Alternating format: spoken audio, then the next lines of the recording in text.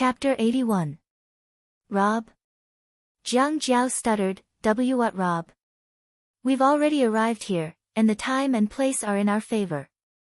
If we don't rob them, wouldn't we be letting God down? She called Wang Ba, Brother Wang, this time you're going to do what you're used to doing. Don't you remember the rules? Wang Ba was a little angry, but also a little proud. He only said, of course I know. Then let's go step on the plate first. What do you mean by step on the plate? Jiang Jiao was confused. I know this, Huang Xiong explained for him. Lulan slang means scouting the surroundings first. Wang Ba snorted and said to He Yan, you even know the jargon. I only know this one, He Yan said. If no one has any objections, how about I make the arrangements? Everyone looked at her. The terrain here is high, and we've arrived early. By the time the other groups arrive, they'll be tired and relaxed. All we need to do is lie in ambush here and steal their flag. There are 5 of us. One person needs to go up the tree to scout the situation, and the others need to lie in ambush. That person will be me. He Yan pointed at himself. I'll be up in the tree. When the others arrive, Brother Wang will lead them into our circle. Brother Jiang Jiao and Shi Tu, one of you will hold a long staff, and the other will hold a long spear. Spread out to the left and right. Uncle Huang will hold the rear, so we can surround them in the middle. At this time, I'll come down from the tree, and my 9-section whip will take the opportunity to sweep away their flag. Everyone suddenly understood. No wonder He Yan chose the 9-section whip. If a fight really broke out, they might not have the chance to get close. However, as long as the whip was far away, they could sweep the flag over. Why do I have to be the bait? Wang Ba was dissatisfied. I can hold the rear. Because you're the best, He Yan lied without batting an eyelid. If it were anyone else holding the flag to lure people over, they would definitely be suspicious. But you're different. You're the best among the recruits, so it's reasonable for you to snatch the flag. It's best that you hold it. Jiang Jiao wanted to laugh, but he held it in. Shi Tu and Huang Xiong silently lowered their heads. Only Wang Ba deeply agreed. His dissatisfaction with He Yan's arrangement immediately disappeared. But will this arrangement really work? Jiang Jiao was doubtful. What if they're stronger than us? Don't worry, we've already arrived here first. We've rested longer than them, so we have plenty of energy. Moreover, flanking them from the left and right, with both offense and defense, would only cause them to panic. Moreover, our goal is not to fight with them, but to compete for the flag. Military books say that those who first enter the battlefield and wait for the enemy will be lost. Those who enter the battlefield and rush to fight will be exhausted. Therefore, those who are good at fighting will not cause others to be injured. Among the 5 people here, only Jiang Jiao and He Yan had studied before. Before the others could react, Jiang Jiao looked at He Yan and asked with a complicated expression, "You've read military books?" "A little," He Yan answered. Huang Xiong looked at Jiang Jiao, then looked at He Yan. He sighed, "I remember you once said that you've read something called the Book of Arms, and now you say that you've read books on the art of war. With your ability, there will be a day when your name will spread far and wide and you won't be in the same place as us." "You flatter me," He Yan said with a smile. "Anyway, don't forget about us when you're rich." Wang Ba whispered. He probably felt embarrassed and added, "But you don't look like you'll be rich." He Yan shrugged and said, "Then let's find a place to hide first. I'll climb up the tree first. You guys eat and rest. Brother Jiang, give a flag to Brother Wang. Wait for my whistle. I'll use the partridge whistle as a signal. Once the whistle arrives, Brother Wang will take the flag and lead the others here." No one objected. They scattered and found a place to hide. He Yan found a tall camphor tree and climbed up with his head up. She climbed the tree nimbly. Wang Ba saw this and whispered, "She's like a snake with 4 legs." He Yen climbed to the top of the tree in one breath and found the most luxuriant spot to sit down. The wind was blowing and made her face feel cool. It was indescribably comfortable. Her position was high enough that she could see everything around her. Seeing that no other recruits had come up yet, she took out a small piece of biscuit from her bosom. She took 2 bites and drank some water. After she finished eating the biscuit and leaned against the tree branch for a few minutes, she heard rustling sounds coming from a nearby path. A group of recruits had come up.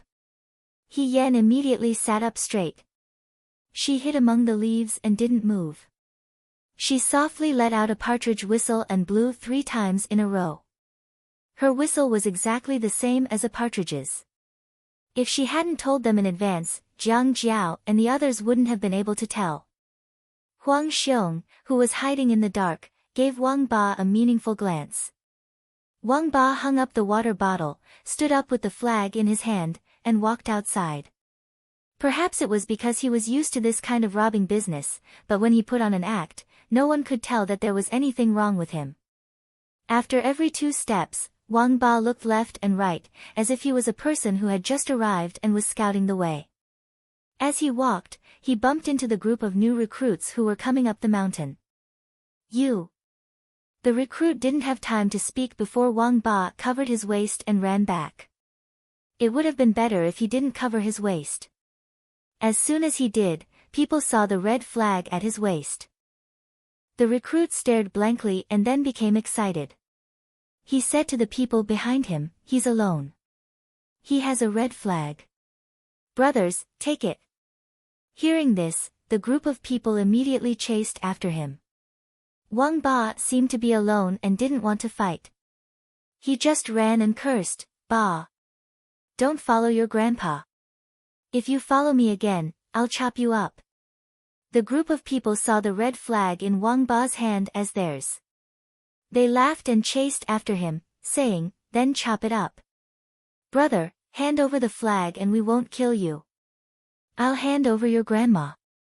If you chase me again, I won't be polite." Wang Ba warned. "Who's the one being rude?" The group of people laughed and chased after him. When they ran into a dense forest, Wang Ba suddenly stopped. "What's wrong? You can't run anymore." The leader of the recruits laughed and imitated the bandit leader. "I opened this mountain and planted these trees. If you want to pass through here, you have to pay the toll." Wang Ba originally wanted to show off, but when he heard this, he was so angry that he laughed. He pulled out 2 huge axes from his waist, turned around and shouted, "How can a pheasant go up the Heavenly King Mountain? How dare you snatch it from me, your grandfather? I think you must have been blinded by lard, you're not muddle-headed." No one could understand his string of bandit words. The other party didn't want to waste time with him. He raised his sword and stabbed it toward the flag at his waist. At this moment, there was a sudden noise behind him. 2 young men suddenly appeared from the bushes on his left and right. One was holding a long spear, and the other was holding an iron rod. They were Jiang Jiao and Shi Tu. Another loud noise was heard.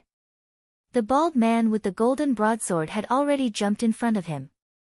Just now, it was 5 against 1, and Wang Ba was scared witless.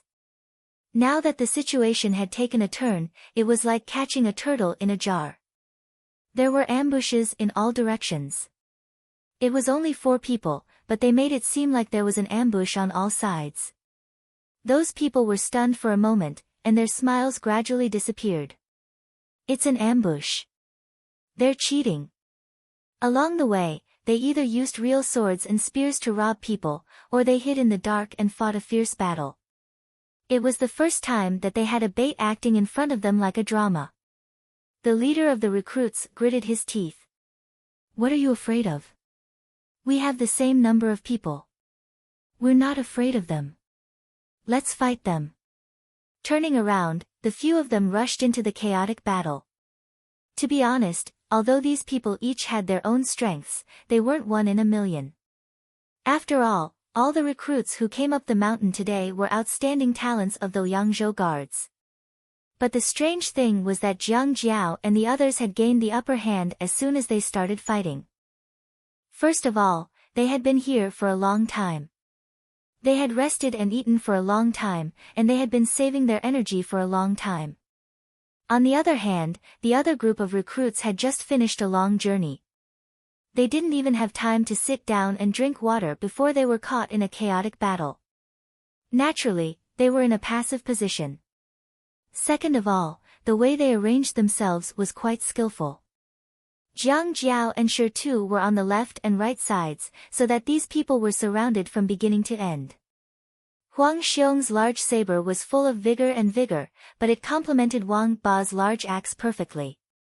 With 2 long weapons and 2 short weapons, they had both offensive and defensive capabilities. Unexpectedly, this recruit couldn't find any flaws in the other party's movements. Instead, he was constantly at a disadvantage. Jiang Jiao flicked his opponent's sword away with his spear and knocked his opponent's weapon to the ground. One of the recruits said, "This won't do. We can't get the flag. Let's retreat quickly." "How do we retreat?" the leader of the recruits said unhappily. "Find an opening and try." He wanted to break out of the encirclement several times, but he couldn't find an opening. However, if this continued, their own people wouldn't be able to hold on. "That's not right." One of the recruits avoided Huang Xiong's large saber and turned around to ask, "Why are there only 4 of them? Where's the last one?" "That's right. After fighting for so long, it was only 5 against 4.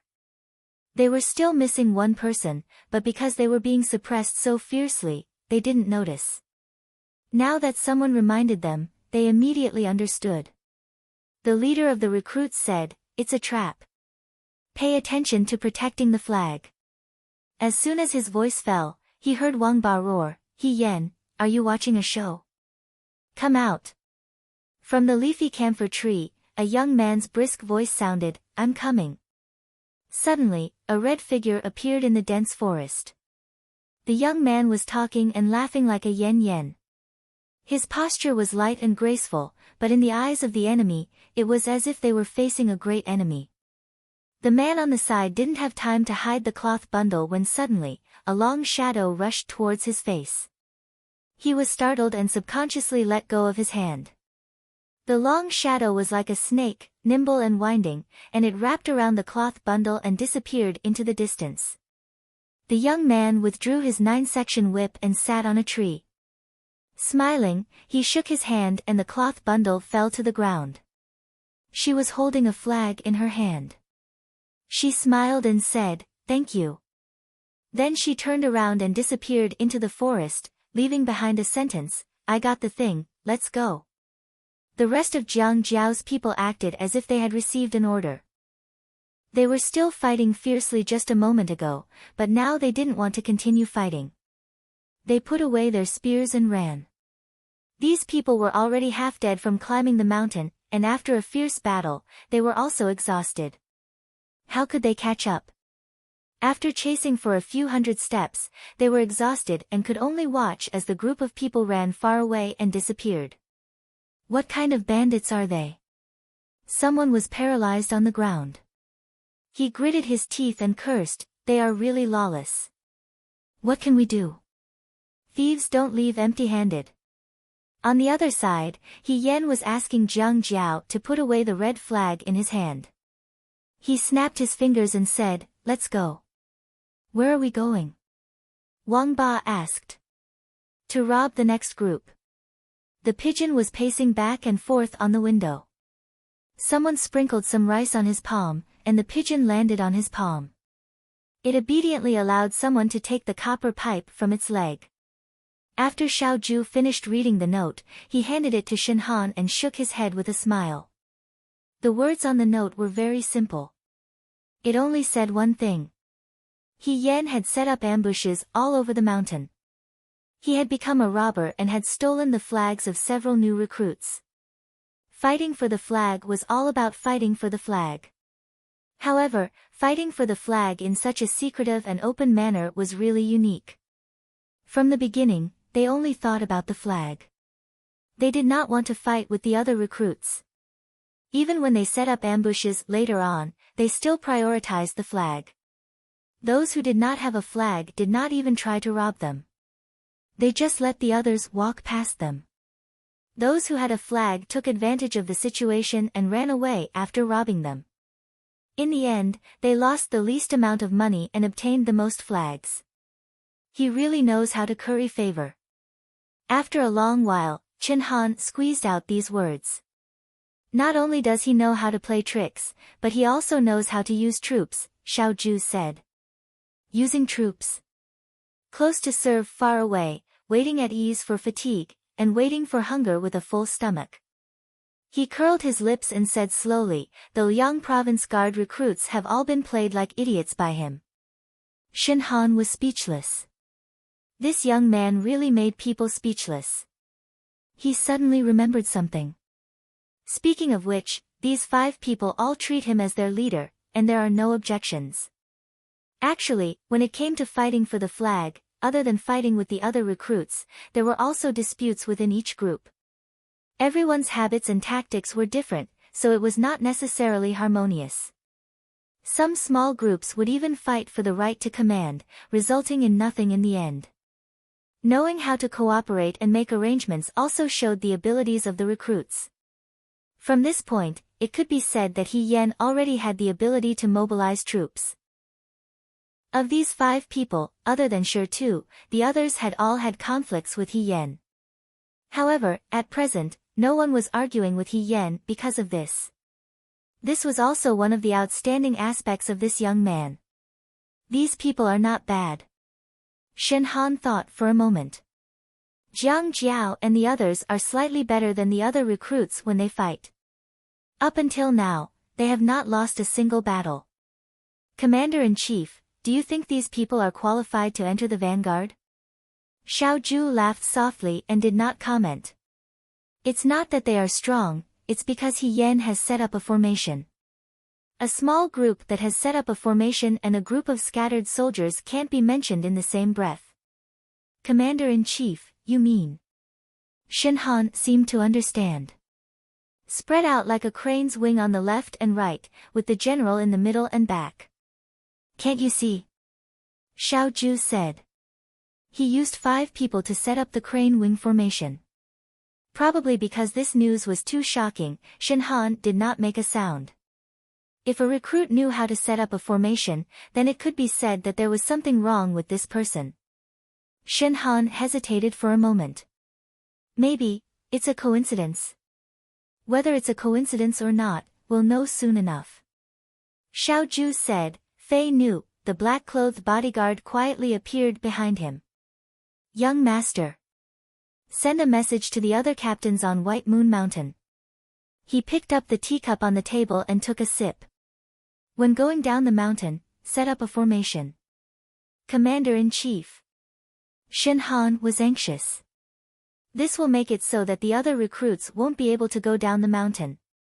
Don't worry. The young man put down the teacup in his hand and turned to pick up the black chess piece in the box. In an instant, the situation changed. He said, someone will break the formation. On White Moon Mountain, under the cliff, a few people were hiding in the grass and counting the items. 1, 2, 3, 6. We got a total of 6 flags. Jiang Jiao was somewhat happy. Not even half. Wang Ba poured cold water on him. Why are you so happy? 6 flags is already very good, Huang Xiong said. Moreover, 3 of them were stolen. Of these 6 flags, 3 were found by He Yan and the others by taking a shortcut. The other 3 were stolen from the recruits who already had flags near the top of the mountain. It's still not enough. Go and steal more. Wang Ba put away his axe. If we get more than half of them, we'll win. He Yan shook his head. We can't steal anymore. Shi Tu frowned and asked, why? Now that the other recruits are going up the mountain one after another, the recruits who were robbed before will definitely go around telling people that we stole their flags. I think we're already notorious in these people's mouths. Those recruits who have flags will only be more vigilant against us. Moreover, We've already robbed 3 places, so our strength is not as good as before. Who said that? Wang Ba gestured to the others to look at his strong arms. I'm full of strength, so I'm not tired at all. I can still rob a few more places. He Yen said, oh. What if a few of them join forces? Wang Ba was stunned for a moment. He Yen spread his hands and said, we have 6 flags in our hands right now, which is equivalent to live targets. I think those recruits on the top of the mountain are smart enough to think of joining forces to steal the flags in our hands and divide them among themselves. 2 fists can't fight against 4 hands. 5 of us against 10, 20, 30, or even 100 people, do you think there's still a need to fight? Everyone was speechless. Then you tell us what to do. After a while, Wang Ba said impatiently. In this world, no matter how clever you are, if there's a first, there will be a second. We just showed them how to take advantage of the situation. Thinking about it, the following recruits would follow the same pattern. We don't have to compete with those recruits one by one. We just have to compete with the strongest team among the remaining recruits. Jiang Jiao's eyes lit up. You mean, when they fight, we'll be the fisherman who benefits? Let the remaining recruits stay on the mountain. It didn't matter if the east wind prevailed over the west wind or the west wind prevailed over the east wind. There would always be one team that won. What they needed to do was to rob the winning team and snatch their flag. This way, they should be able to have half a flag. So. Huang Xiong looked at He Yen inquisitively. Let's go down the mountain. Go down the mountain now. Jiang Jiao was a little hesitant. If we go down the mountain now, it's still early, and we can seize the opportunity. We'll hide on the path down the mountain. Regardless of whether the recruits get the flags or not, they will still pass by us. The team that snooped the most is our flock. You make it sound so simple. Wang Ba couldn't help but argue. The other party is not sheep. Since they can get so many flags, they must be fierce characters. We may not win. What you said makes sense. He Yen nodded. So the battle at the bottom of the mountain will not be easy. But it doesn't matter. We will definitely win. Why? The young man smiled in high spirits. Because I'm here. Chapter 82. The group of people walked down the mountain. This young man didn't seem to know what modesty was. Although he was confident, he wasn't arrogant. He always seemed to have a card up his sleeve. However, he also had the ability to convince others. At least until now, he had kept his word. Jiang Jiao carefully kept the 6 flags in his arms. After walking for a few hours, they were already far from the top of the mountain. When they were about to reach the middle of the mountain, He Yen stopped and said, let's rest here for now. Everyone sat down where they were, but He Yen climbed up the tree again and looked around. Wang Ba asked, what are you doing? Stepping on the plate, He Yen answered. You're so familiar with robbing. Why are you still stepping on the plate? Wang Ba snorted. You're pretending, aren't you? He Yen looked around and then climbed down the tree. He sat down on the sure too and said, this should be the last stop. Since we're using a trick, we have to succeed in one strike.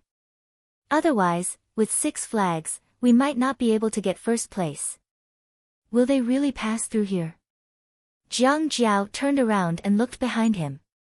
The forest was dense and there wasn't a single person in sight. There are so many mountain paths and the mountain is so big. What if they take another path? There are only main roads and small paths on Mount Baiyue. He Yen smiled. People who carry flags should always be careful. If they take the main road, it's inevitable that they'll attract attention. They're afraid that other recruits will come and steal them. Therefore, they definitely won't take the main road. Among the small paths, this is the shortest way to the guard station and also the easiest way to find. You have to know that not everyone can remember the path they take. Therefore, it's very likely that they'll take this path. Huang Xiong quite liked to listen to He Yan speak. He asked, "Is this the military strategy you were talking about?" "This is called the theory of power." He Yan picked up a tree branch and drew on the ground for them to see. The imperial decree doesn't choose a place to wait for the enemy. Instead, we use simplicity to control complexity. We don't change to respond to changes. We use small changes to respond to big changes. We don't move to respond to movements. We use small movements to respond to big movements. Wang Ba asked, "Then we don't move at all. Wasn't that what you said? Haven't our methods been exposed long ago? Others might fall for it. Think about it. Since the other party has obtained so many flags, they must have won many matches in a row. Their morale must have risen greatly. If they were to face us, they might not necessarily lose." Even so, He Yan did not show any signs of anxiety on his face. "That's why we're going down the mountain to conserve our energy. While we're at it, we can also find a good place to set up an ambush. However, I think that in the end, the most powerful people from both sides will be the ones to seize the flag. However, this is also natural. In the end, there will always be a victor between the most outstanding people." No one could answer her. Only Wang Ba gave her a sidelong glance and said coldly, "How are you the most outstanding person?" "I gave myself that title," He Yan answered sincerely. "Wang Ba, anyway, let's eat, drink, and rest here first. When we're done, we'll set up the ambush according to our plan just now. I have already surveyed this place. The terrain ahead is dangerous and narrow. It is easy to defend and difficult to attack. It is advantageous to us. We can take advantage of the situation. After I seize the flag, don't continue to fight. Quickly leave with me. Use the bottom of the mountain as the boundary. Once we leave White Moon Mountain, no one will be able to steal the flag." "Understood." Huang Xiong gulped down half a pot of water in one go. "I already can't wait. Give me the flag," He Yan said. Jiang Jiao handed the flag to her. He Yan carried it on her body and said, "Presumably, the flag of the new recruit team that appears at the end will also be in the hands of the leader. At that time, I will definitely have to fight a fierce battle with him. You guys just need to keep the others busy and not let them get close." "Can you really do it alone?"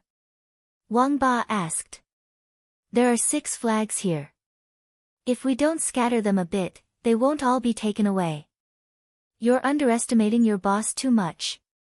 He Yan lightly jumped and landed on a branch. She laughed. "At least in the Liang Province Guard, no one can steal my things." Wang Xiaohan was currently leading one of their teams down the mountain. His clothes were already so tattered that they couldn't even cover his upper body. Fortunately, his pants were still intact. The blade in his hand had already been chipped. His face had also taken a punch. There were dark circles under his eyes. His companions behind him weren't any better. They all had bruises on their faces and tattered clothes. Those who didn't know would probably think that they were refugees from outside the city. Wang Xiaohan felt very hopeless. When the Liang Province Guard recruits competed for the flag, they were all very proud at first and their blood was boiling. Who knew that when they actually went up the mountain, they would realize that this wasn't the case. They had to find the flags that were messily hidden in the rugged mountain path. They had to be wary of snakes, insects, and wild beasts that appeared in the mountains. They also had to be wary of the traps that hunters set. If they had to compete with other recruits, it would be fine if they met someone with gentle methods. If they met someone with cruel methods, they would be beaten until their flesh was torn open. Even though the instructor said that they wouldn't harm their lives before going up the mountain, but in a fight, it was impossible to come out unscathed. They really didn't endanger their lives. But they were beaten. Wang Xiaohan felt wronged. This was the first time in his life that he had been beaten so badly. And their flags had been stolen. Whatever, it was stolen. Wang Xiaohan could also see that their team couldn't compare to the others. It was fine as long as they could safely go down the mountain. Whoever wanted to go to the vanguard camp can go. Fuck the vanguard camp, fuck the flag competition. Just as he was thinking, he stepped into a clump of dead branches. Something hit his forehead. It didn't hurt, but it gave him a fright. He looked up and saw a red-clothed youth sitting on the oak tree in front of him. He held an acorn in his hand and was about to aim it at his forehead. Seeing Wang Xiaohan look over, the youth smiled and greeted him. Hey! The youth had delicate features and a lively expression. It should have been a good scene, but Wang Xiaohan felt like a bucket of cold water had been poured over him. His heart was cold. His voice trembled. He only had time to let out a miserable cry. It's He Yen. Run! His companions heard him and ran. Wang Xiaohan also wanted to turn around and run. But when he moved, he felt something fly towards his knees. Then, his legs went numb and he couldn't move anymore. He looked at his companions. They were all the same. He Yen flew down from the tree. He was still holding the acorn in his hand. Just now, he had used the acorn to hit their acupuncture points. This was all because Wang Xiaohan and his companions were injured. Moreover, the mountain path was steep. They were already exhausted. That was why they were so easily restrained by He Yen. He Yen walked in front of Wang Xiaohan. Wang Xiaohan didn't wait for him to speak and shouted, "We don't have any flags. We don't even have one." Wang Ba and the others also came out from the shadows.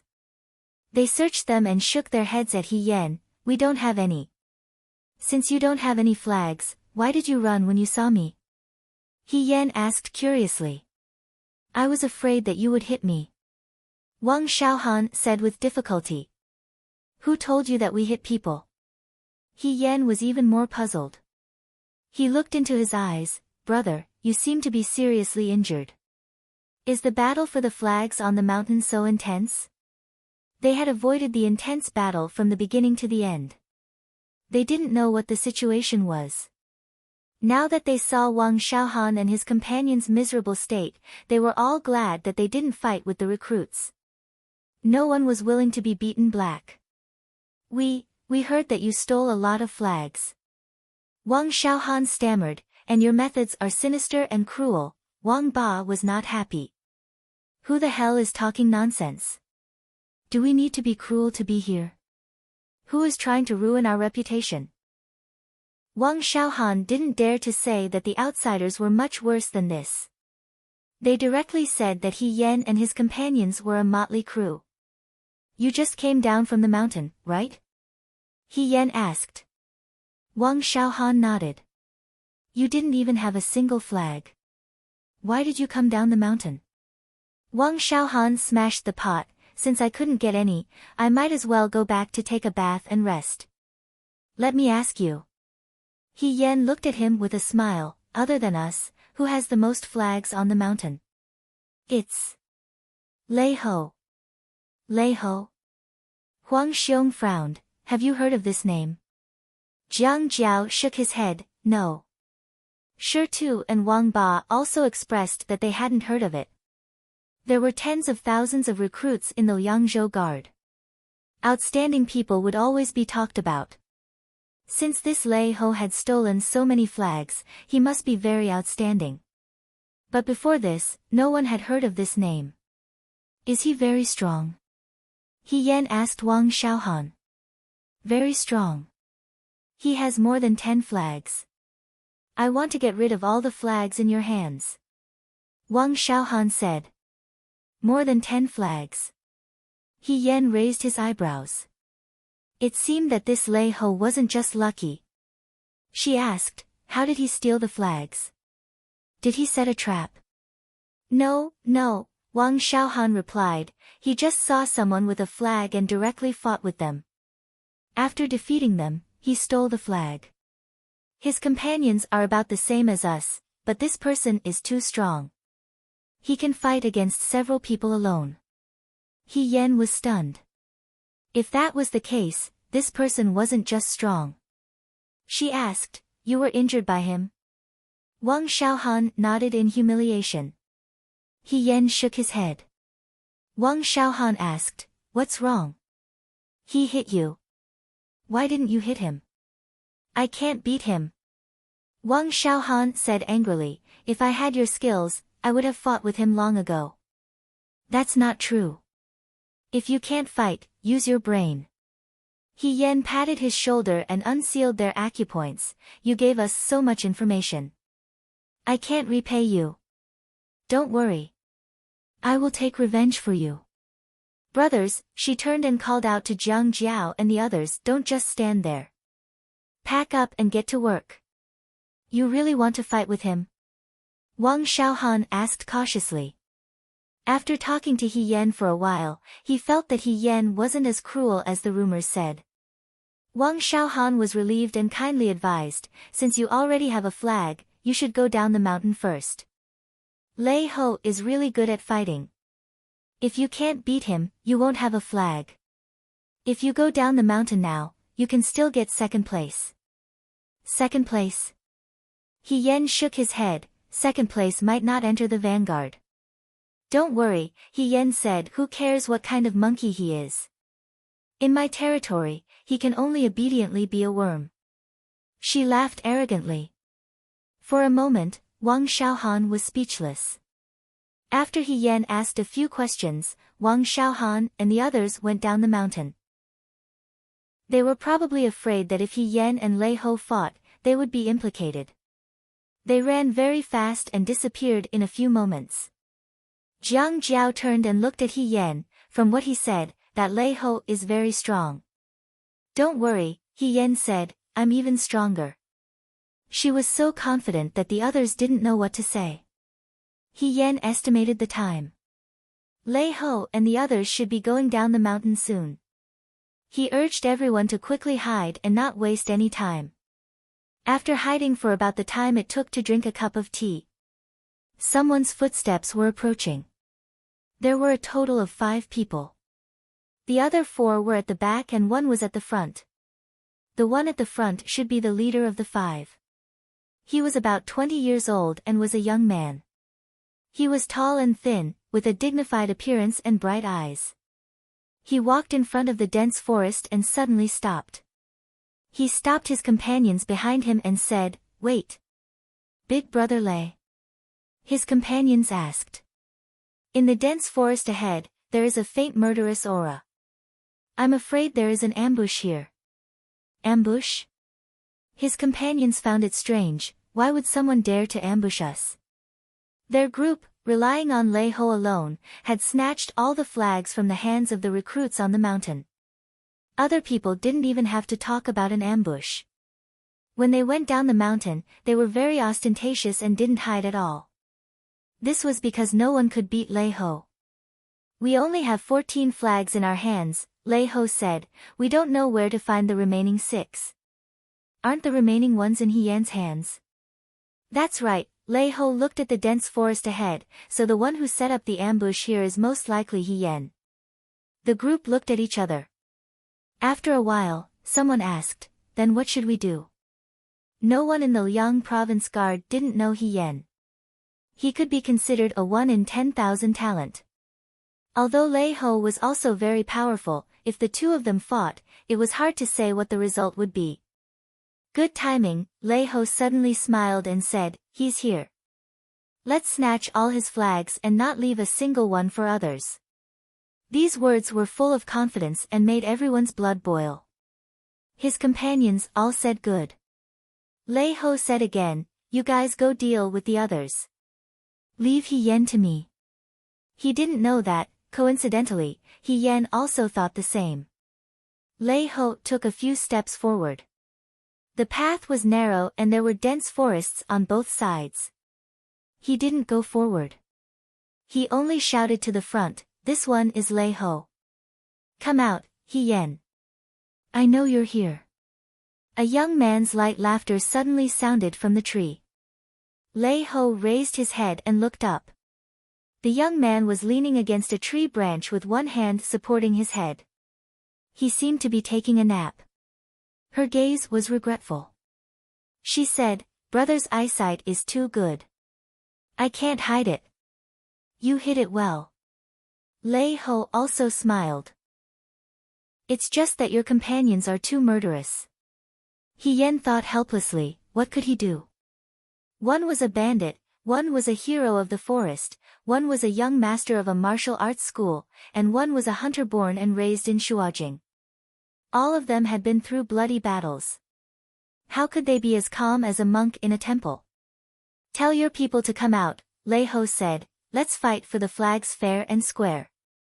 He emphasized the words fair and square. It was probably because he had heard about He Yan's great achievements at the top of the mountain.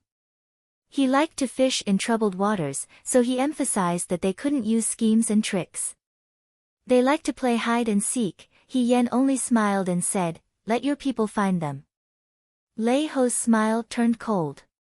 He looked at He Yan for a moment. Suddenly, a cold light rushed towards He Yan. He Yan moved sideways to avoid it. The cold light brushed past his shoulder. He saw the cold light fly back to Lei Ho's hand. It was a long sword.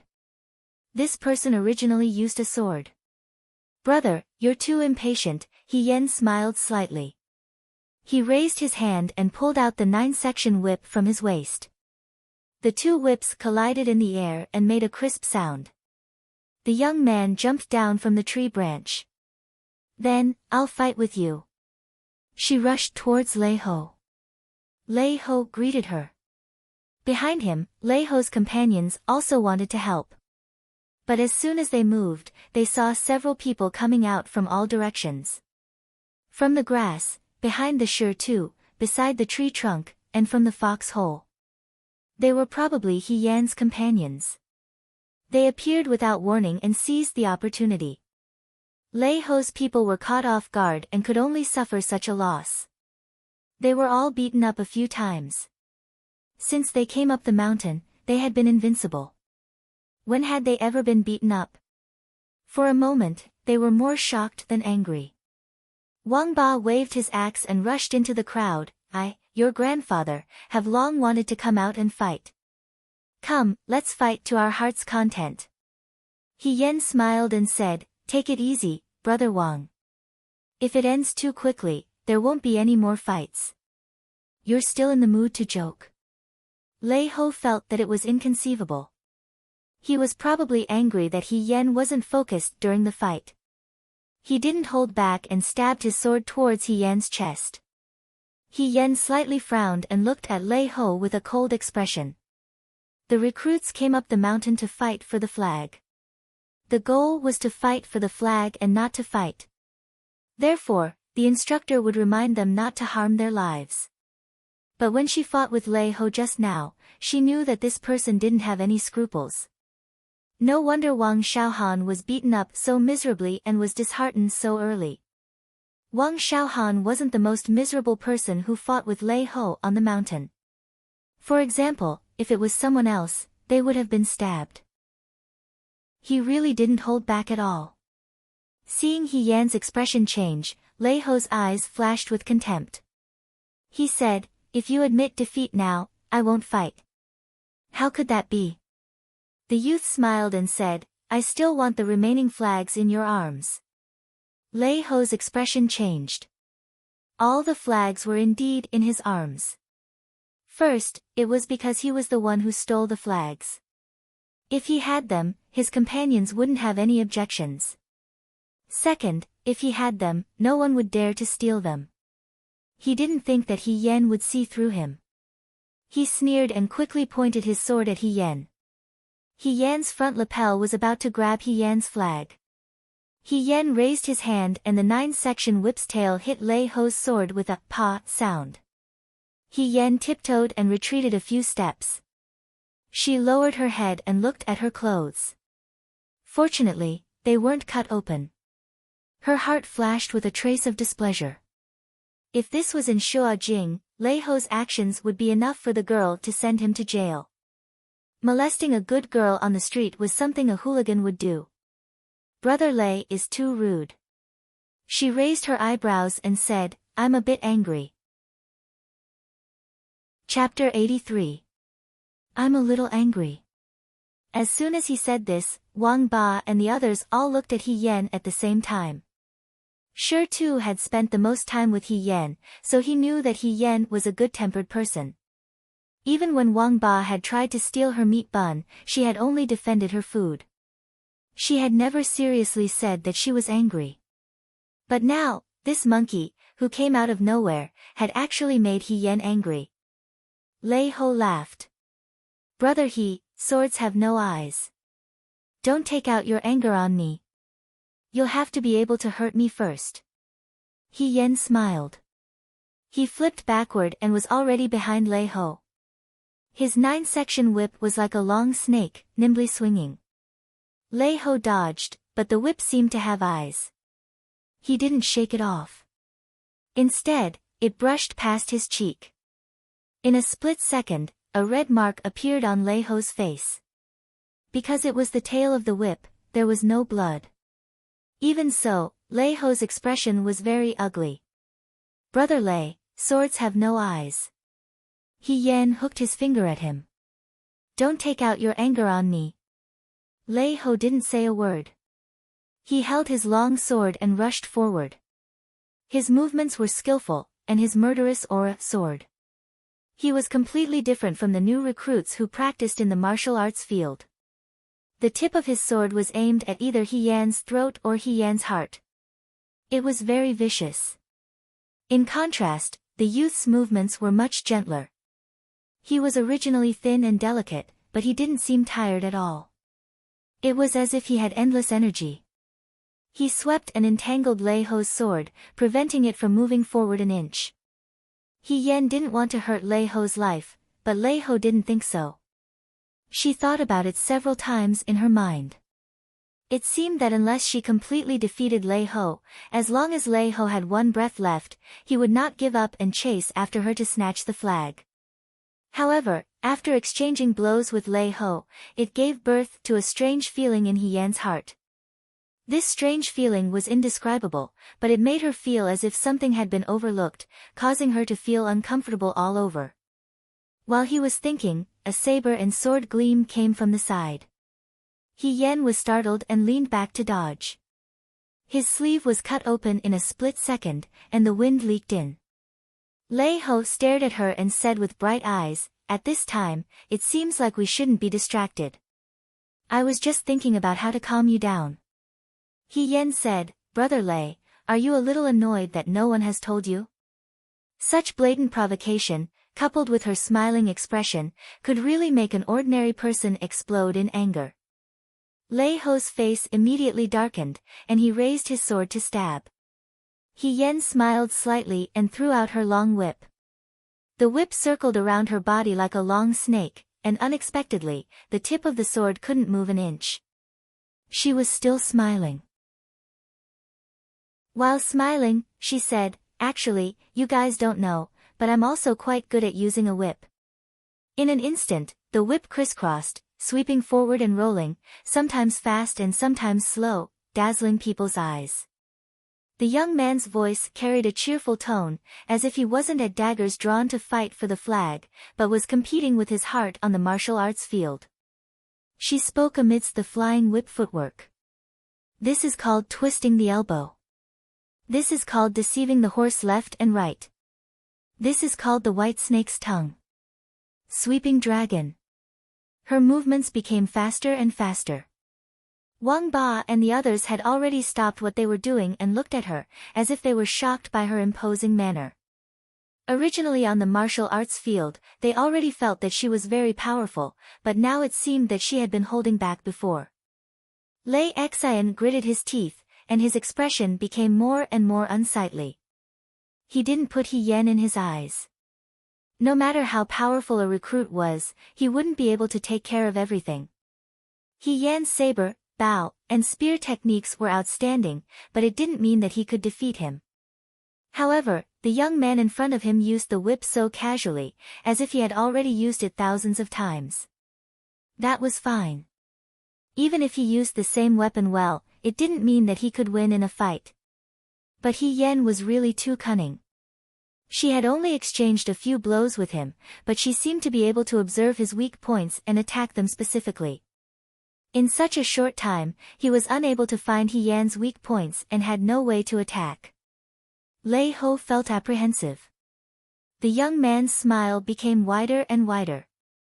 One whip after another, one whip after another. Lei Ho felt that the long whip in front of him was like a spinning wheel, but also like a hard and fierce steel rod. It was like a worm or a dragon, with endless changes. He couldn't help but feel a little dazzled. In this dazzling moment, he saw the long whip coming towards his face again. Lei Ho subconsciously used his sword to block it. In the next moment, the whip made a mischievous turn and went straight for his chest. Lei Ho knew that something was wrong, but it was too late. The whip seemed to have grown eyes, and it directly wrapped around the dozens of flags in his bosom and pulled them back. Lei Ho wanted to use his sword to block the long whip, but the long whip could be retracted and released at will. How could it be entangled by his sword? It slipped and fell into He Yan's hands. This is called the golden silk gourd. He Yan weighed the flag in his hand and said with a smile, "Thank you, Brother Lei, for tying it up for me." Lei Ho was conceited.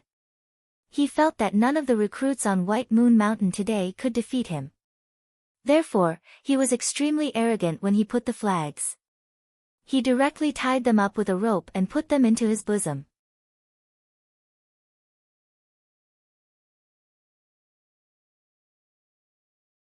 "That's why I said," she said righteously, "don't think that evil is small." Lei Ho's group was left behind. Jiang Jiao and the others followed He Yan down the mountain. "He said you cheated." Huang Xiong couldn't help but ask, "How did you cheat?" "Actually, I wasn't trying to trick him, I was just purposely showing him a few flaws." He Yan shrugged. "He wanted my life, and I just wanted him to be unable to leave, unable to catch up to me. He misunderstood my intentions, so." "That monkey isn't that strong," Wang Ba didn't comment. He said he was strong, but he lost so quickly. "So weak." "That's where you're wrong." He Yan shook his head and laughed. "He really is strong. Among the new recruits of the Yangzhou Guard, if I wasn't there, he would be the number one." He Yan had fought with this person before. She didn't know what this person used to do, but he didn't look more than 20 years old. Thinking about it, he must have practiced martial arts for at least 10 years.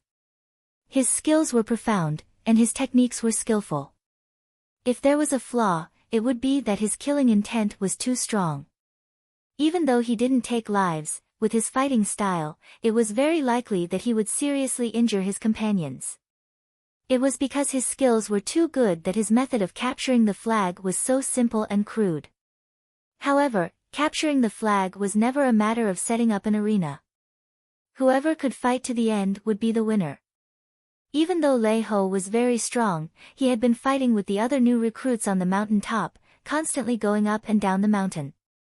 In the end, he still used up a lot of energy. When he fought, it was fine if it was only for a short time, but after a long time, his flaws became very obvious. He Yan went up and down the mountain today with the 5 of them. Wang Ba and the others also put in serious effort. Other than making arrangements, He Yan didn't really fight many times. Because she was full of energy, she also had enough energy to look for Lei Ho's weaknesses. He really won't follow. Jiang Jiao was still a bit doubtful, and frequently looked back. "I think we should go faster, in case he follows." "Don't worry," He Yan said, "unless he doesn't want to continue practicing martial arts in the future, he won't follow. But what you said makes sense, we should leave the mountain as soon as possible." In the room of the city guard, a game of Go was still unfinished. Shenhan's mind was preoccupied, and he didn't have the mood to play Go. The youth in front of him didn't seem to be anxious at all, nor did he care about the outcome of the battle for the flag. He leisurely drank tea and played Go, so calm that it made one's hair stand on end. The black-clothed imperial bodyguard came in from outside, walked to Xiao Ju's side, and quietly said, "He Yan bumped into Lei Ho and fought with Lei Ho. Lei Ho wasn't a match for him, and now all 20 flags are in He Yan's hands." He didn't avoid Shen Han, so these words were also heard by Shen Han, who immediately sucked in a breath of cold air. That Lei Ho, from the moment he went up the mountain to fight for the first flag, he had been noticed by them. This young man didn't reveal himself before, and if it weren't for this battle for the flag, they wouldn't have known that there was such a capable fighter in the Liang Province Guard. This person was even recommended by Instructor Du's relatives. At first, they didn't see anything special about him, but now they knew that he had real skills. This person went up the mountain to fight for the flag, and fought with others without losing a single battle. He was different from He Yan, who hid in the dark and ambushed people. He only knew how to be straightforward, and didn't know how to hide. Fortunately, his skills were excellent, and he defeated countless people, taking 14 flags in one go, twice as many as He Yan. Originally, Shen Han was very much looking forward to the meeting between Lei Ho and He Yan. He really wanted to see who would win if the two really fought. Shen Han thought that He Yan was used to playing tricks, and that he might not be able to defeat Lei Ho if he directly fought like this. After all, Lei Ho's skills were indeed powerful. He didn't expect that Lei Ho would still be defeated by He Yan. He Yan's group is already walking down the mountain, Fei Nu continued, they can enter the formation in another hour. Shen Han looked at Xiao Ju. At first, he thought that there was no need to use a formation against a recruit. But now, Shen Han only had one thought in his mind. This young man was omnipotent, and there was nothing he couldn't do. He was afraid that this formation wouldn't be able to trap him. Xiao Ju's face was calm. She lowered her eyes and picked up Shen Han's white chess piece. Shen Han asked in a low voice, "Governor, will he win?" Xiao Ju's lips curled up. Maybe. The sun was gradually setting in the west. The sunlight changed from the brilliant gold of the day to a warm red. It seeped through the gaps between the branches and leaves, like a large piece of red clouds, soft and bright, like the red muslin worn by a girl. Wild birds chirped from the depths of the forest. It was probably because they already had 20 flags in hand, and victory was in their grasp. The group was in a very good mood. It was as if they didn't come to the mountain to compete for flags, but came out to play. At this moment, they were preparing to go home. Wang Ba said, "When we go back this time, other than the possibility of entering the vanguard, will we be rewarded with something?" "There should be." He Yan casually asked, "What do you want?" "Wine." "Of course it's good wine. I haven't drunk much since I came here. I'm dying of thirst." Wang Ba complained, "If I could have wine to drink, I would have more strength than I do now. That's wine, not medicinal cuisine." He Yan found it a little funny. "Can you give me some good weapons?" Jiang Jiao said, "When I joined the army, I didn't bring any weapons with me. The long spear in the training field isn't very convenient to use. If I could be rewarded with a good long spear, that would be good." Huang Xiong touched the prayer beads on his neck and said, "I just want to eat hot beef. Drinking big bowls of wine and eating big chunks of meat, that's the way to live." Shi Tu pondered for a long time before saying, "Bring Xiao Mai up the mountain. He has always wanted to hunt rabbits." Out of the 4 people, 3 of their wishes were related to eating and drinking. He Yan didn't know whether he should praise them for having no desires. Jiang Jiao asked, "What about you? What do you want as a reward?" "Me? I don't want anything." He Yan said, "If I can enter the vanguard battalion, I'll be very happy." "You're really thinking about making a name for yourself," Wang Ba said sourly. "Of course. I'm so powerful, wouldn't it be a pity if I didn't make a name for myself? I'm also hoping to be recognized by the governor and become his bodyguard or something." He Yan thought that if that was the case, he could meet Xiao Ju every day and find out news about the He clan. "Just think about it." Wang Ba rolled his eyes. "If you succeed, I'll call you Dad." He Yan, as they were talking, Huang Xiong stopped and said, "Have we been going around in circles? Why do I feel like we've been here before?" "Forget it." Wang Ba said, "Do you know the way?" I also feel like we've been here before, Jiang Jiao said. He Yan didn't say anything. Shi Tu took out a straw rope from his pocket and walked to a tree in front of them. He reached out and tied it to a tree, saying, "The mountain path is complicated and the trees look similar. It's normal to make a mistake. Let's continue walking." The group continued walking. After walking for a while, they saw a tree in front of them. The straw rope that Shi Tu had tied to the tree was tied to it. This time, everyone was silent. After a while, Wang Ba opened his mouth. His voice trembled slightly. He said, "Are we going around in circles?" The more he spoke, the more excited he became. He rambled on, "I heard from one of the advisors on our mountain that he started walking on the mountain path the night before. When he reached a certain place, no matter how he walked, he kept walking in circles. He had no choice but to sit down and sleep in his clothes. The next morning, well, guess what happened?" He deliberately kept them in suspense, but no one answered him.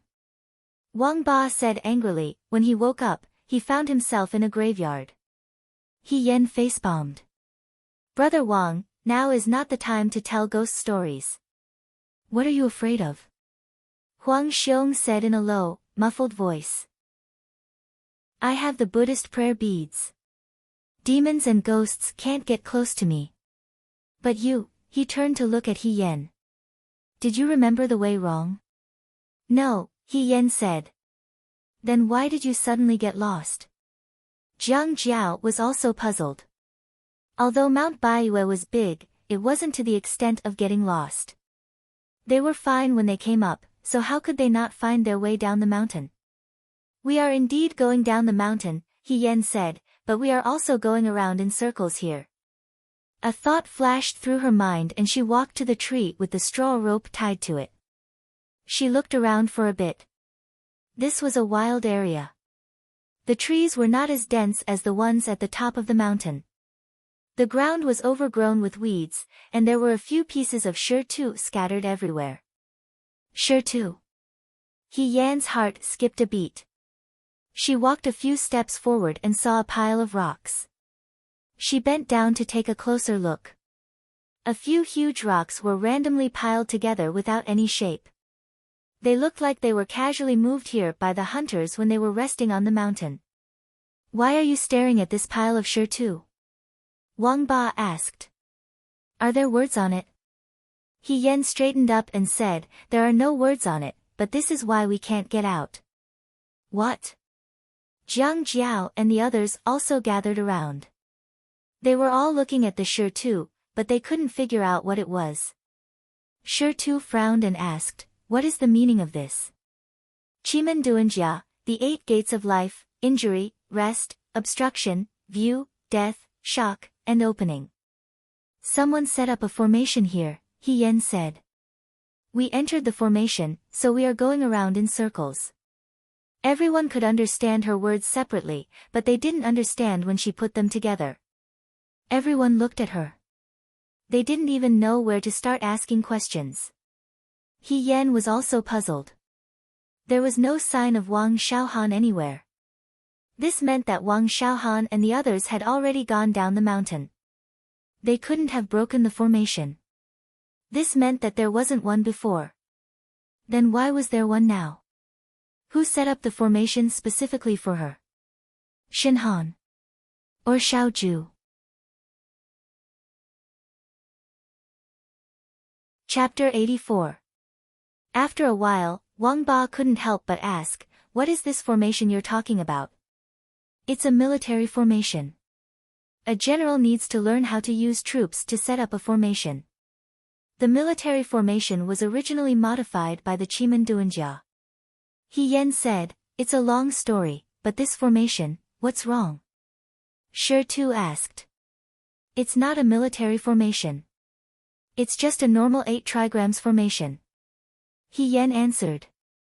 She really didn't understand why there was a formation here. There wasn't this formation when they went up the mountain. Wang Xiaohan and the others didn't see it either. It seemed like it was prepared for them, or for her. But why? Then, can you walk out of here? Jiang Jiao stared at her face and asked. Of course. This time, Huang Xiong was also surprised. You even know how to do this? He Yen smiled. I only know a little. Her only know a little usually meant very well. Everyone was speechless. He Yen knew that there must be guards hiding in the dark to observe their situation on the mountain. At this moment, her words and actions were probably being watched by the eyes in the dark. She couldn't reveal that she wasn't good enough. Maybe Xiao Ju specially set up this formation for her to test her ability. After all, she had never seen a flag battle where she had to break a formation. It seemed like it wasn't easy to enter the 9 Flags Battalion. If everyone in the 9 Flags Battalion knew how to break a formation, then the 9 Flags Battalion really wasn't simple. Xiao Ju had such a strong cavalry. No wonder she was invincible. With that thought, she said, follow me. Follow the way I walk. Don't take a wrong step. He Yen was rarely this serious. Jiang Jiao and the others didn't dare to be careless.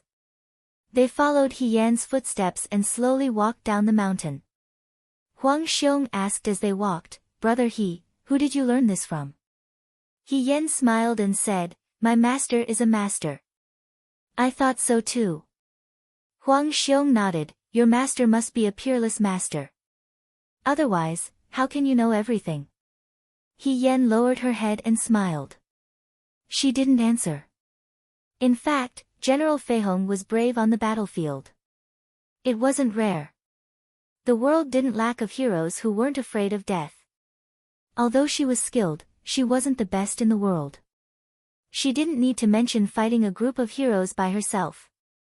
General Fei Hong was best at arranging troops and formations. Her master was indeed a peerless expert, but as a woman, she was born inferior to a man in terms of physical strength and physique. One must know how to play to one's strengths and avoid one's weaknesses. If one could learn how to arrange troops, deploy troops, and dispatch generals, it would be much more effective than if she went to the battlefield alone to fight. Her master was most proficient in the art of divination, so she learned it and combined it with the art of war. Finally, she became a famous general of her generation, Fei Hong. Generals should learn how to train troops and set up formations, but why did the 9 Flags Battalion have to learn this as well? He Yan couldn't figure it out. She couldn't find a clue. She could only give up and walk down the mountain. Actually, she could directly break the formation here and destroy it. However, He Yan wasn't sure if the formation was prepared for her. If it was prepared for someone else and she destroyed it, what would happen to the people who came after her? Therefore, she led Jiang Jiao and the others out through the life gate. Breaking the formation was as easy as flipping her hand for her. She was familiar with it. However, in the eyes of the secret watchers, it was a big deal. Ma Damei and Liang Ping were hiding in the dark. When they saw He Yan and the others leave, they opened their mouths and looked at each other. They saw the surprise in each other's eyes. He left just like that. Liang Ping stuttered. As if nothing happened. Ma Damei said. He Yan didn't even stop to think. He didn't think about how to break the formation. He just glanced at it and knew how to get out. They actually had such a person among the new recruits. Until now, there didn't seem to be anything that could stop him. This should have been a good thing. He was a heroic young man who was outstanding. Anyone who had such a hero under their command would feel that they were lucky for several lifetimes. However, the current situation was complicated. She didn't know if it was a blessing or a curse based on Chief Instructor Shin's words. The forest was dense. Half of the sun had already set. He Yan and the others walked out of the formation. She stopped and looked back. The formation made of sure-to and dried branches was so blurry that she couldn't see it clearly. Are we walking out? Wang Ba asked. That's right. Wang Ba was happy. Damn it. There's nothing to stop us this time, right? I estimate that we'll be down the mountain in less than an hour. Jiang Jiao was also happy. It's almost over. He saw that He Yan was still looking behind them. He asked, is there anything wrong? Nothing. He Yan shook her head. She still felt that the formation was inexplicable. When she fought with Lei Ho, there were also some strange places. These discomforts were like small stones falling into her boots. It made her panic. It made it difficult for her to feel happy. She only felt that she had overlooked something and was somewhat uneasy. It's getting dark. Let's go down the mountain early, Huang Xiong said. He Yan collected her thoughts and only said, let's go. The sun didn't pass by Yu Mountain and fell into the Wulu River. Half of its body sank into the river. The water surface was bathed in the setting sun. It was as if a woman's makeup box was opened and pearls were scattered all over the surface. The pot of tea in the room was already cold. It was evening. The wind was soft and the curtains were green. The autumn scenery was far away. Two people were playing chess. One of them was anxious and the other was calm. Someone walked in from outside and said, the first team is down the mountain. Shen Han looked at Fei Nu and waited for Fei Nu to say the name. It's He Yan. With these 3 words, Shen Han's body leaned back slightly. His entire body relaxed. This result was both unexpected and reasonable. He had long guessed that this would be the result, but he had some doubts. Now that his suspicions were confirmed, he was momentarily at a loss. The black piece was placed. The youth in front of him raised his head and said indifferently, you've lost. Shen Han. Governor's chess skills are superb. I'm ashamed of my inferiority. In this half-day, he hadn't won once. He didn't know why Xiao Ju was in the mood to play chess like this. Governor, they've gone down the mountain. Should we reward them now? No need, Xiao Ju curled her lips, Du Mao will do as he sees fit. 5 days from now is the Mid-Autumn Festival. We'll reward them on that night. Regarding the Vanguard Battalion, should we let He Yan enter? Shen Han asked hesitantly. He Yan had already won first place. Naturally, he should enter the Vanguard Battalion. But his identity was suspicious. Right now, they didn't know if he was a friend or foe. Wasn't it a bit inappropriate to hastily agree? No, the youth stood up and looked at the osmanthus trees outside the window. The osmanthus trees had bloomed, and their fragrance assailed their nostrils. Together with him, he looked like a gentleman. He said, let Lei Ho enter the Vanguard Battalion. After the battle, they came down from the mountain and arrived at the city guard station in less than an hour. There were a few torches outside the martial arts practice field. Everything was as peaceful as before. There was no instructor guarding the door. There was no scene of celebration as they had imagined. They looked at each other in dismay. I thought there would be a celebratory feast. Wang Ba was a bit dissatisfied. Why isn't there anything? Just as they were speaking, someone in the martial arts practice field saw them and walked over. It was only when they got closer that they saw that this person was Du Mao. Du Mao wasn't as excited as when he saw them off. His expression was very calm. When he saw them, he asked, where are the flags? He Yan took out a bunch of flags from her bosom. Her bosom was bulging from the flags. She suddenly handed them over to someone and felt much more relaxed. Du Mao counted, 20 flags.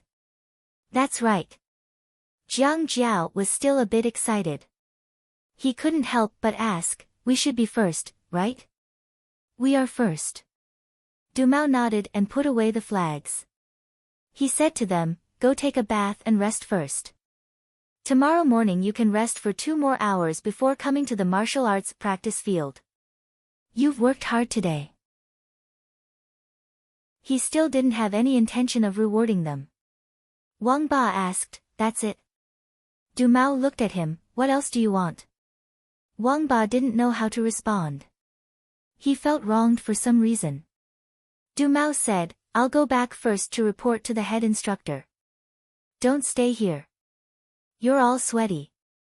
Wash up and eat something. Then, he didn't care about them and turned to leave. He was really heartless. Looking at Du Mao's back, they felt the night wind become a bit colder. Wang Ba saw that Du Mao had walked far away.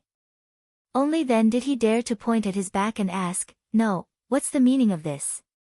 He's just going to leave us here. He has to give us an explanation. So all our hard work for the whole day was for nothing." Huang Xiong and Jiang Jiao were also somewhat disappointed. Shi Tu said, "Maybe it's not today. After all, there are still recruits who haven't left the mountain." That's right. He Yan also thought so. We don't know when the last recruit will leave the mountain. Moreover, the head instructor needs to discuss the prize for a while. It's not something he can think of immediately. Wang Ba glanced at her and said sourly, "Of course you don't care. Your prize, entering the Vanguard Battalion, is definitely in the bag. Of course you can say that. When I enter the Vanguard Battalion, I'll go get you 2 jars of good wine." He Yan patted his shoulder and said seriously. Wang Ba shook off her hand and snorted twice, "I don't care what you say. Grandpa, I'm going back." They didn't live in the same house, so they went their separate ways at the martial arts practice field. When He Yan and Shi Tu returned to the house, the originally quiet house suddenly became lively. Xiao Mai was the first to rush up and threw herself in front of Shi Tu. "Brother! How was it? How many flags did you get? What rank did you get?" Shi Tu revealed a rare smile and said, "All of them." The house was stunned for a moment, and then suddenly cheered. He Yan was almost lifted up and thrown into the sky. Hong Shan shouted exaggeratedly, "All of them. You guys are too hard-working.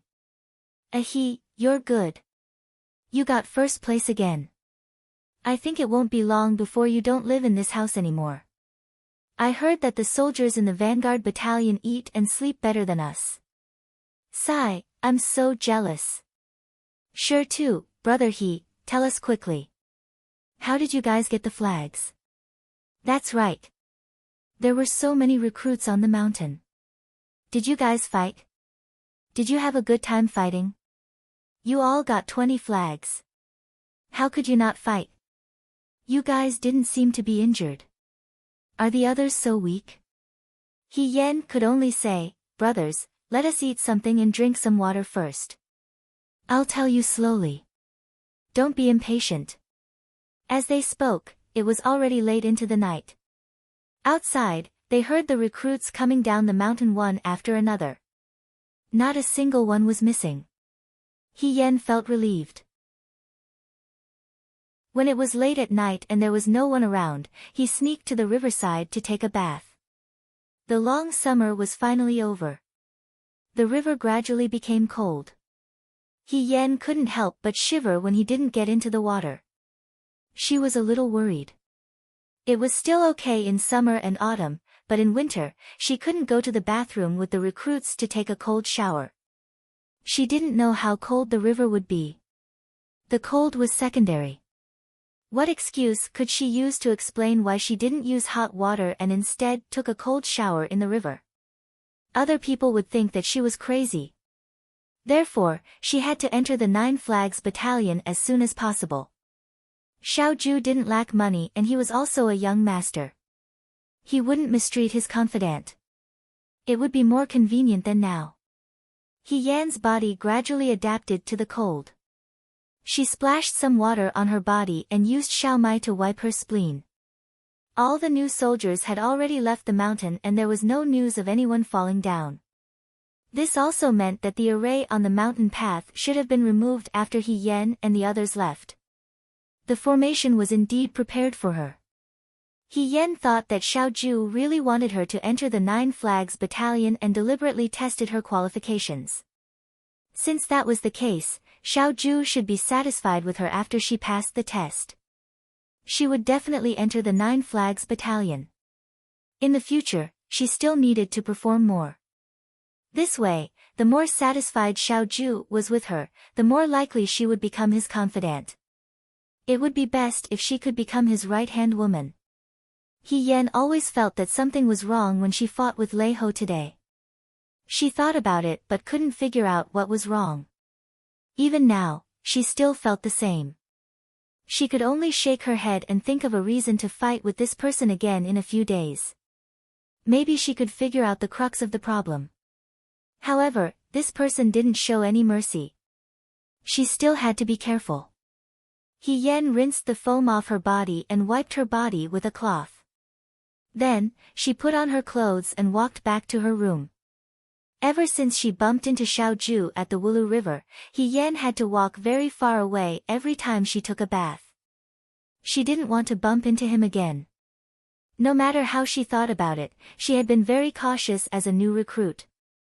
The next day, all the recruits who went up the mountain the day before rested in their tents for 2 hours. Cheng Lisu came to find He Yan. Young Master Cheng brought 2 round pomegranates for He Yan. He sat cross-legged on her couch and said, "I only found out last night that you guys went to fight for the flags. My uncle locked me in my room for the whole day. I copied books for the whole day. If I knew, I would have come to see you guys." He leaned closer to He Yan and said, "I heard that big brother got 20 flags. This time, you are the #1 recruit in Liangzhou." He Yan smiled and opened the pomegranates that Cheng Lisu brought. The pomegranates were big and round. The insides were already ripe. When he opened them, each one looked like red crystals. Just looking at them made one's mouth water. He Yan picked up a few and ate them. He answered, "I was just lucky. Big brother, you are good at everything. You are just too humble." Cheng Lisu said seriously, "How can this be called lucky? You are very good." Since I am so good, He Yan wanted to get some information from him. He looked at him and asked with a smile, "Do you think I can enter the 9 Flags Battalion?" "Of course." Cheng Lisu swallowed the word "of course." Originally, this was something that went with the flow and couldn't be more normal. However, Cheng Lisu still remembered that not long ago, when Xiaoju got the information from his mouth, his attitude towards He Yan didn't seem to be one of admiration. "I think that big brother, you have already proven to everyone that you are the #1 in the Liangzhou Guards. There is no doubt about it." Cheng Lisu carefully chose his words. "Any ordinary person would choose you to enter the 9 Flags Battalion." His words were very clear. Any ordinary person. However, Xiaoju was not an ordinary person. Therefore, no one could say for sure what the result would be. He Yan did not detect the trap in Cheng Lisu's words. He was probably too confident in himself. After all, in this battle for the flags, she had already gotten all the flags. This was enough to show how good she was. Moreover, in the battle for the flags, He Yan thought about it carefully and felt that his performance was very outstanding. He knew how to use people, how to set up traps, and how to use tricks. He did not lose when he fought against Lei Ho. Even Xiaoju's final formation was easily broken. He Yan felt that even in Xiaoju's 9 Flags Battalion, he could be ranked 1st or 2nd. How could Xiaoju let go of such a good talent? She was very happy, so she did not notice that the happier she appeared, the more guilty Cheng Lisu appeared. "However, do you know when the rewards will be given?" He Yan asked. "It wasn't yesterday. If it isn't today, then it should be in the next few days. You and your uncle are inseparable, so you should know a thing or two." Cheng Lisu sighed in relief. He could answer this question. She said, "Isn't it almost mid-autumn? On the night of the 15th of the 8th month, the rewards will be given in the barracks." He Yan was slightly startled. "Mid-autumn?" "Yes." Cheng Lisu sighed. "Time really flies. I feel like I haven't been in Liangzhou for long, and it's already mid-autumn." He Yan looked at her. This usually energetic young man had a rare look of worry on his face. He Yan asked, "Do you want to go home?" The worry on his face quickly faded. It was so faint that it made one wonder if it had even been there. Cheng Lisu flung her sleeves and said angrily, How is that possible? Is it because Liangzhou's scenery is bad, or is it because my uncle is ugly? Why would I want to go home? I'm simply too happy here. I don't want to go back and get married. He Yan, at this age, children usually yearned for more freedom. Qing Lisu turned to him and asked, Big brother, what about you? Do you want to go back? The young man lowered his eyes. The shadow of his body made it difficult to see his expression clearly. Her voice was also smiling, but there was a hint of disappointment in it. She said, It's okay. I don't really miss home. The next few days were as usual. The discussion about the battle for the flag was only lively in private among the recruits. Everyone was talking about what kind of reward the first-place winner would receive. The instructors were very calm. They were very tight-lipped and did not reveal anything. The more they thought about it, the more excited they became. The autumn moon became more perfect day by day. In the blink of an eye, 4 days had passed and mid-autumn arrived. Chapter 85. The autumn geese flew diagonally across the sky, and the osmanthus trees gave off a sweet fragrance.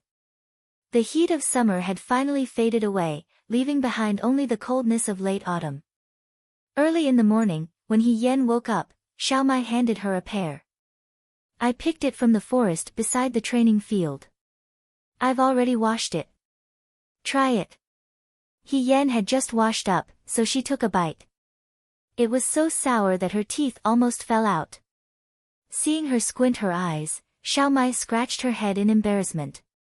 The ones in the wild forest aren't very ripe yet. It should be sweeter after a while. But since it's autumn now, there are a lot of wild fruits in the forest. We can secretly pick a few every day after training. Marinate these sour pears with sugar and make them into rock sugar snow pears. They're very delicious. This child only thought about eating every day. He Yan said, There's no sugar here. Xiao Mai was stunned for a moment, then she seemed to realize something. She said with some disappointment, That's true. Not necessarily. Hong Shan, who had been watching them talk from the side, interjected, Aren't we going to talk about merits today? You and Sure too got first place in the competition for the flag last time. Who knows, there might be candy in your reward today. Maybe there's something delicious, like rock sugar snow pears. When this was mentioned, Xiao Mai suddenly became excited. She said, That's right, He Gu. We're going to talk about merits tonight. Have you thought about what you want? I can't get whatever I want. He Yan smiled. The garrison isn't the capital, so there's a shortage of resources. Sigh, he just wants to enter the vanguard battalion. Hong Shan also took a bite of the pear and said vaguely, This request will definitely be fulfilled. He Yan smiled. These past few days, although she appeared very calm, in the end, she was still somewhat excited. Once she entered the 9 Flags Battalion, it meant that she was one step closer to Xiaoju. She would also be able to openly deal with the He clan's matter. Thinking about it, she would be able to fulfill her wish tonight. Up until now, her path in the army had been quite smooth. After all, being a General Feihong was something that people would fight over no matter where she went. He Yan felt a little proud. During the day, he went to the martial arts practice field as usual. However, at night, everyone was admiring the moon in the open space near the foot of the mountain outside the martial arts field. Liangzhou was not like the capital. Naturally, it would not be like the wealthy families of the past. They would either hold banquets in their own courtyards, restaurants, or pleasure boats. They would invite their colleagues and friends and fill the table with delicacies. Admiring the moon in Liangzhou was nothing more than lighting a bonfire. The recruits would sit in a circle and eat something rare. Perhaps there would be rice wine. His companions bragged, gossiped, drank wine, ate meat, and looked at the moon. That was all. In the afternoon, He Yan went back to his room and changed into a clean set of clothes. The new recruits of the Liang Province Guard had uniforms for spring, summer, autumn, and winter. They could wear spring and autumn clothes, and there were 2 in total, 1 red and 1 black. The style was simple and resistant to dirt. He Yen changed into a red one and went to look for Cheng Lisu. Cheng Lisu had already come to the martial arts arena in the morning and told He Yen to look for him in his room in the evening. He Yen guessed that Cheng Lisu wanted to give him something to eat. As expected, when he saw Cheng Lisu, the young man handed her a mahogany basket. The basket was exquisitely made, and there was an image of Chang-yi flying to the moon carved on top. When he opened it, he saw neatly arranged moon pastries. The fragrance assailed his nostrils. They were beautifully made and seemed to be delicious. "He Dage, this is for you," Cheng Lisu said in a small voice. "The moon pastries distributed by the Liang Province Guard are too rough. I'll give you the one someone gave me." He Yen said, "Thank you." In reality, she was not particularly interested in pastries. However, if she gave this basket of moon pastries to Xiao Mai, the child would probably jump for joy. "You've never eaten this before, have you?" A trace of sympathy flashed through Cheng Lisu's eyes. She was also a bit proud. "This is not the best. The pastries from Shoa capital's Zueyu restaurant are the best in the world. In the future, when we return to the capital together, I'll treat you to a meal at Zueyu restaurant. I'll tell you a secret," Cheng Lisu said as if she was presenting a treasure. "My uncle also likes the food at Zueyu restaurant." He Yen thought that Cheng Lisu was the same as He Yunsheng. She worshipped and admired Xiao Ju unconditionally. She thought that if she received Xiao Ju's approval, then she would not be bad. However, to be honest, Xiao Ju was indeed not bad. After he thanked Cheng Lisu for her gift, the sky gradually darkened. He Yen carried the basket of pastries out the door. At this moment, a bonfire had already been lit in the wilderness at the foot of the mountain. The bonfire was bright. Many new recruits had already arrived and were sitting on the ground near the bonfire. It was said that every new recruit would receive meat pies and oranges. There were also wooden sticks set up near the bonfire. Rabbits and fish were strung on them. It was obvious that they had been hunted on Baiyue Mountain. It seemed that there would be meat to eat today. He Yen was in an extremely good mood. He even swung the basket one after the other. The aroma of roasted game lingered nearby, making people feel hungry. She also saw that there was a large wine jar near each bonfire. The wine was probably not good wine. The smell was a bit pungent. However, at this time, only strong wine would be comfortable. She came a bit late. She first went to find Xiao Mai and the others. When she passed by the other new recruits, they all looked at her with a strange expression. They were probably guessing what good things she would get today. He Yen happily walked forward. When he reached a place near the foot of the mountain, he saw Xiao Mai and the others. Xiao Mai and the others were surrounding a bonfire. He Yen waved at him from afar and called out, "Xiao Mai." When the young man heard her voice, he turned his head and looked over. However, he did not respond to her as enthusiastically as usual. He seemed to be a little hesitant. He Yen walked closer to take a look. Other than Hong Shan and Shi Tu, Jiang Jiao, Wang Ba, and Huang Xiong were also there. The three of them gathered together. He Yen put down the basket in his hand and sat down cross-legged. He opened the basket lid and said with a smile, "Look what I brought for you. You don't have to thank me." She picked up an exquisite moon ball and handed it to Xiao Mai. This child was used to being greedy. She said, "Here." Xiao Mai was stunned for a moment. She slowly reached out and took it. She opened her mouth and wanted to say something but did not say it. He Yen said to the others, "If you want to eat, take it yourself." No one responded to her. He Yen raised his head. Everyone was staring at him. The way they looked at him was a little strange. Even the carefree Hong Shan was strangely silent. He Yen asked suspiciously, What's wrong? Why do you all look like you've seen a ghost? Did something happen? Hong Shan turned his head. Jiang Jiao's eyes flashed with a trace of sympathy. He said, He Yan, don't be sad. Why would I be sad? He Yan was confused. The atmosphere was suffocating. He Yan looked at Huang Xiong. Huang Xiong looked away and rubbed the prayer beads in front of his chest. He looked like he had nothing to do with the affairs of the world. However, Wang Ba could not help but say, Well, even if you didn't enter the vanguard, don't be too sad. Where there's a will, there's a way.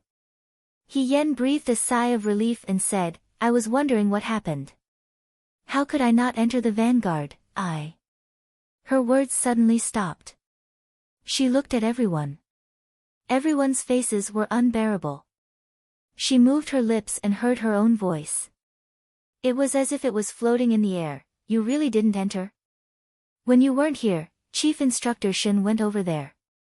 Lei Ho entered the vanguard. You weren't mentioned. Xiao Mai carefully chose her words. Did they miss out? He Yan still had a trace of luck in his heart.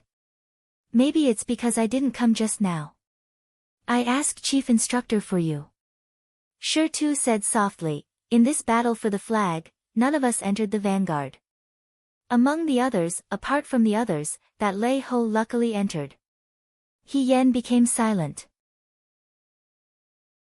Everyone stared at him nervously. He Yan wanted to enter the vanguard. This matter was obvious to everyone. When he first came to Liangzhou, he could barely run while carrying weights. At that time, this youth forcefully endured it for the sake of entering the vanguard. His skills were so outstanding, and he even obtained first place in the battle for the flag. Not only did he not understand, but even in the eyes of the people around him, they also felt that it was incomprehensible. It's okay, don't be angry. Hong Shan comforted her. Isn't it just the vanguard? We don't care. Let's go to another camp. Infantry camp, cavalry camp? As long as you have the ability, why worry about not being appreciated? He is such a fine horse, he needs to be appreciated by Bo Lu. If they don't want you, it's because they don't have the foresight. That's right. Jiang Jiao also felt sorry for her. He Yan was far more worthy of being an opponent than Lei Ho. You're so strong. You're like a raging fire that can see true gold. In the future, people will know. Everyone was talking at once to comfort her. But when they saw the youth, who had always been bright and cheerful, for the first time, lowering his head and not saying a word, his entire body filled with dispiritedness and dejection, they gradually quieted down. Hong Shan poked Xiao Mai's arm, indicating for Xiao Mai to say a few words. Xiao Mai was racking her brain to think of something to say when He Yan suddenly stood up. Without saying a word, he was about to walk out. Hey, where are you going? Huang Xiong grabbed him. The youth hatefully said, I'm going to find Xiao Ju and ask him why he chose Lei Ho and not me. What part of me can't compare to Lei Ho? My name isn't even in the vanguard. Hong Shan was shocked. He didn't think that He Yan would angrily call out the governor's name. He hurriedly stopped He Yan's movements. You can't be so impulsive. If you go find military governor Xiao now, it will only make him unhappy. In the future, it will be even more impossible for you to go to the vanguard. Yes. Xiao Mai clumsily tried to persuade him. Ahigu, military governor Xiao might be deliberately keeping you around so that you can do something else, such as go to another battalion. You're so powerful, there's no reason for him not to choose you. I'm powerful. He Yan was so angry that his face turned green. Let Xiao Ju stand in front of me and we fight. I don't think he'll be able to beat me. Jiang Jiao hurriedly covered He Yan's mouth. For him to say such words, it could be seen that he was really angry. Everyone was afraid that he would find trouble with Xiao Ju in a fit of anger, so they hurriedly pulled him back to his seat. Huang Xiong said, Young man, don't be so impatient. As long as you're alive, you won't have to worry about firewood. Right now, he's the military governor and you're a new recruit. How can you speak to him as an equal? Wait until you become an official and a general in the future, then you can look at him again. Then we'll have to wait 8 to 10 years. Wang Ba muttered, who knows if he'll become a general. Jiang Jiao also said, this military governor Shao is really something. We're clearly first, and Lei Ho was defeated by He Yan. Why would he abandon He Yan and choose Lei Ho? I heard, Wang Ba thought for a moment. That Lei Ho seems to have some relationship with one of the instructors here. They might be relatives. Maybe he got in through the back door. I think these nobles have power and influence, so they don't care about the lower class. Xiao Mai couldn't help but say, military governor Xiao isn't that kind of person. There must be some misunderstanding. Wang Ba rolled his eyes at him. Whose side are you on? Xiao Mai didn't say anything. Everyone, He Yan suppressed his anger and said, I have a terrible headache. Can you give me some peace and quiet for a while? Everyone immediately fell silent. The bonfire danced in front of them. The night sky was dyed red by the flames. He Yan couldn't understand why Xiao Ju would choose Lei Ho to enter the vanguard battalion. She admitted that she had been blind for some time, but compared to Xiao Ju's blindness, she was still far from it. Could it be that she didn't perform well in the Liang province guard? She couldn't have performed better. Didn't she fight for many flags? She didn't leave any face for others. She even broke through a formation that a normal recruit found difficult to break. How could Xiao Ju not be moved by such a talent? She wanted to take back her words about Xiao Ju not being bad. He Yan only felt his liver hurt from anger. He didn't think that this wasn't the end. After a while, Chief Instructor Shen walked over. Under everyone's gaze, he ordered people to carry a small box over. He said to everyone, you're all here. It's good that we won first place in this flag battle. Tonight is also the Mid-Autumn Festival. This is your prize. Xiao Mai went over and opened the box. She saw a small jar of wine and a few ingots of silver inside. This is 18 immortals. Such a small jar is worth 100 taels, Chief Instructor Shin said with satisfaction, you can drink tonight. Don't be greedy. 18 immortals, Wang Ba smacked his lips, I didn't think that I would be able to drink 18 immortals here. My life was worth it. In an instant, he forgot who was the one who had just cursed, powerful nobles. Huang Xiong also swallowed. They were all heroes and loved wine. Moreover, it was precious wine. Even someone as young as Xiao Mai who didn't like wine grabbed an ingot of silver and took a bite. This prize wasn't big, but it definitely wasn't small.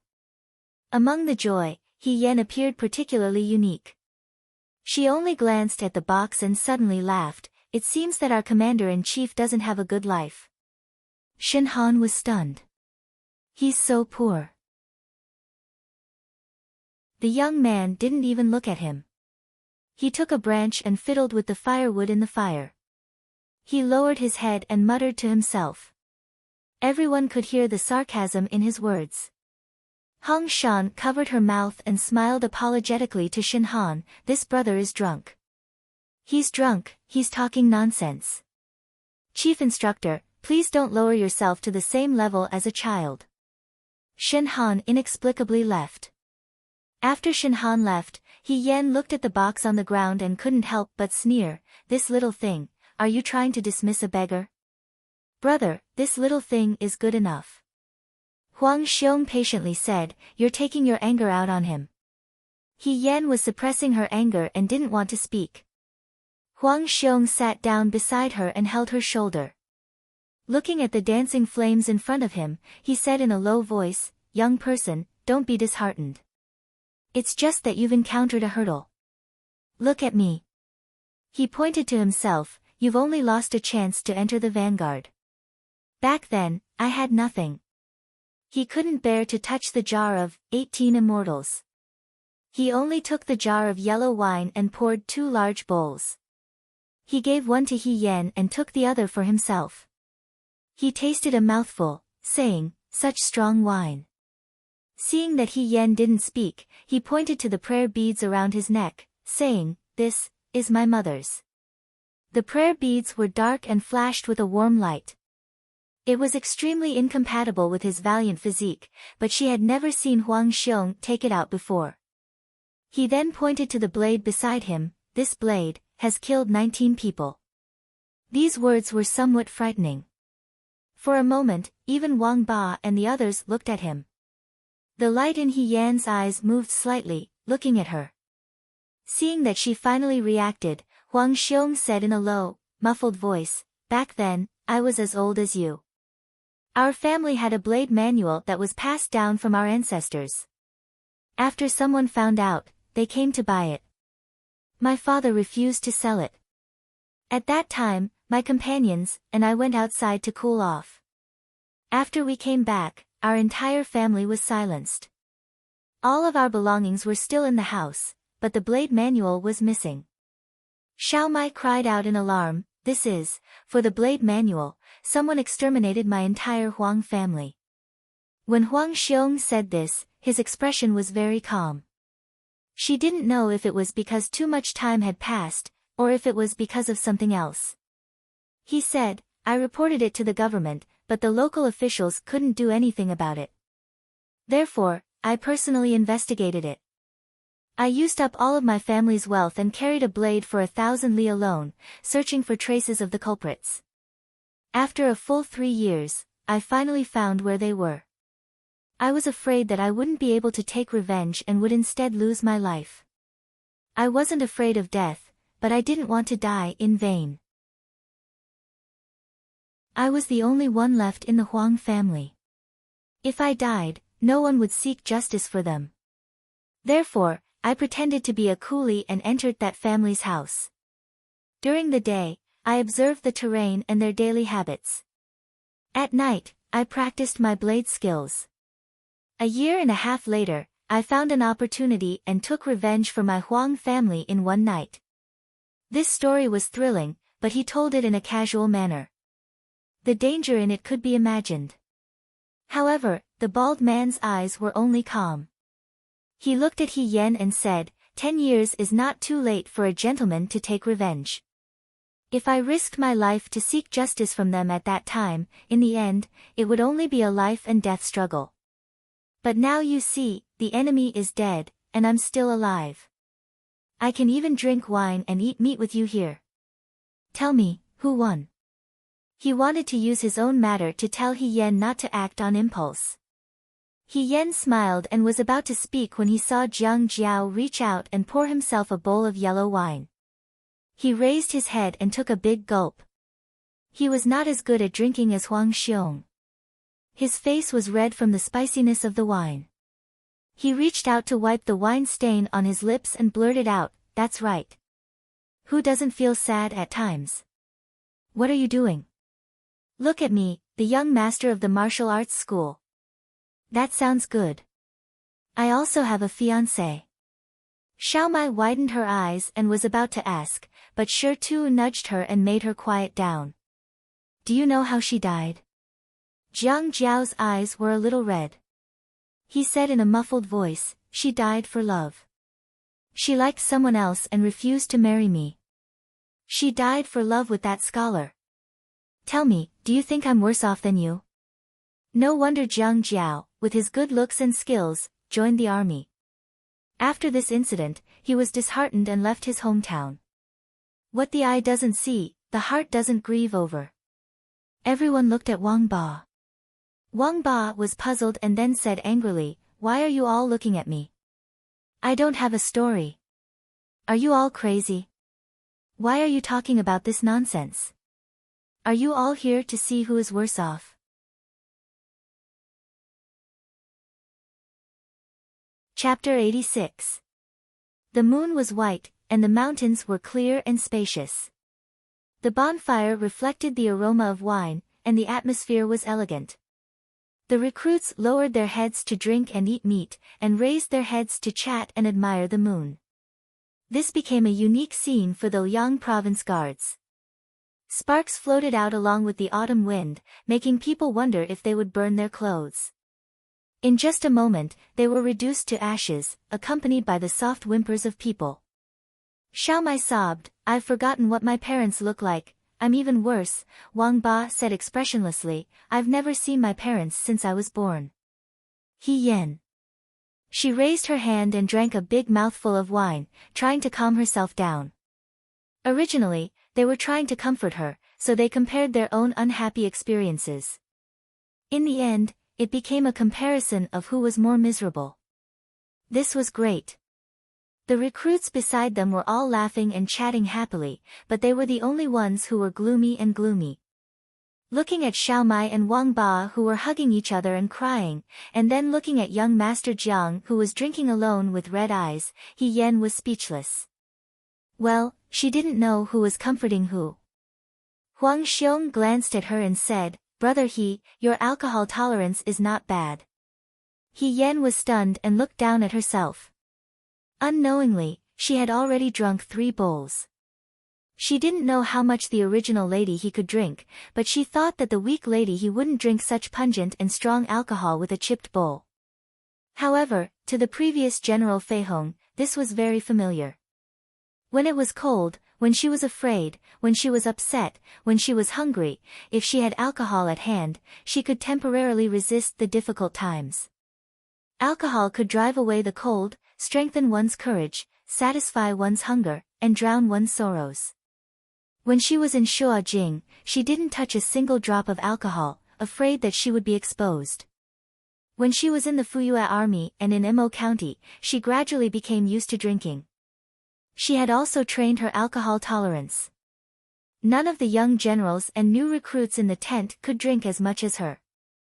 Sometimes, when celebrating a great victory, she was the only one who could drink until the end. This might be the legendary Duguchiobai.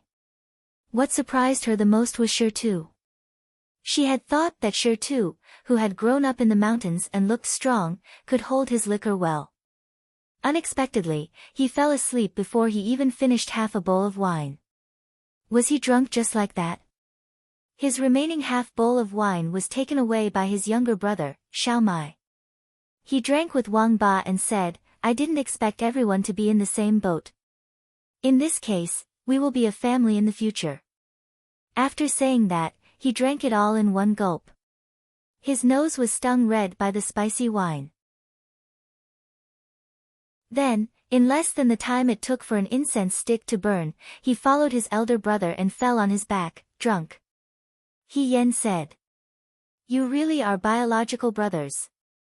Wang Ba felt like he had lost a drinking buddy in such a short time, so he went to put his arm around Jiang Jiao's shoulder and handed Jiang Jiao a skewer of roasted rabbit meat, saying, "Don't just drink to drown your sorrows. Come, eat some meat.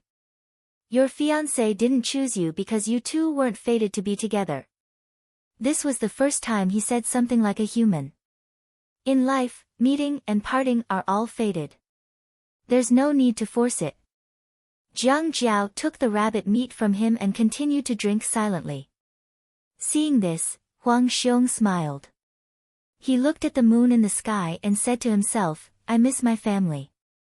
He Yen took out a moon ball from the basket of desserts that Cheng Lisu gave her. The moon ball was small and shaped like a water chestnut flower. On top of it was written the words, "Good flowers, full moon," in red. She took a bite and tasted the sweetness of sesame and peach kernels. "If they were still alive, I wouldn't be here. I would be in the village," Huang Xiong said. "My mother's cooking is very delicious. I want to eat her cooking." He Yen lowered her head and ate the biscuit silently. Huang Xiong asked, "What about you?" He turned his head and looked at He Yen. "How do you spend your days at this time in the past?" The Mid-Autumn Festival in the past? He Yen was a bit absent-minded. Before she joined the army, she spent the Mid-Autumn Festival with other people in the He family. But because of her special identity, people stared at her wherever she went, so she didn't have much freedom. She actually liked the hustle and bustle of the moon sacrifice ceremony, but because she was wearing a mask, it was inconvenient. She was an awkward existence in the He family. In terms of identity, she was the legitimate daughter of the first wife. But on the other hand, she didn't belong to the main branch or the second branch. When she joined the army in the Mo County for 3 years, she lived every day in fear. She didn't know when she would die on the battlefield. She didn't even want to think about the reunion during the Mid-Autumn Festival. Later, she returned to the capital and married into the Su family. Around this time last year, she was already blind. Her heart was full of hope for that person, but before she could achieve it, she fell into darkness. At that time, she thought that she couldn't get over it and that her life would be like this. On the 15th day of the 8th lunar month, she asked Su Jiheng to take her up the mountain to worship Buddha.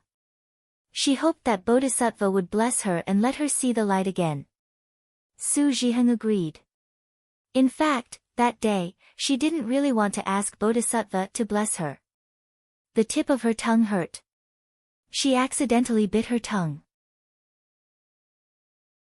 The sweet taste was instantly covered by the stinging pain. He Yen came back to his senses and avoided Huang Xiong's gaze. He said as if nothing had happened, just live like this. It's about the same as it is now.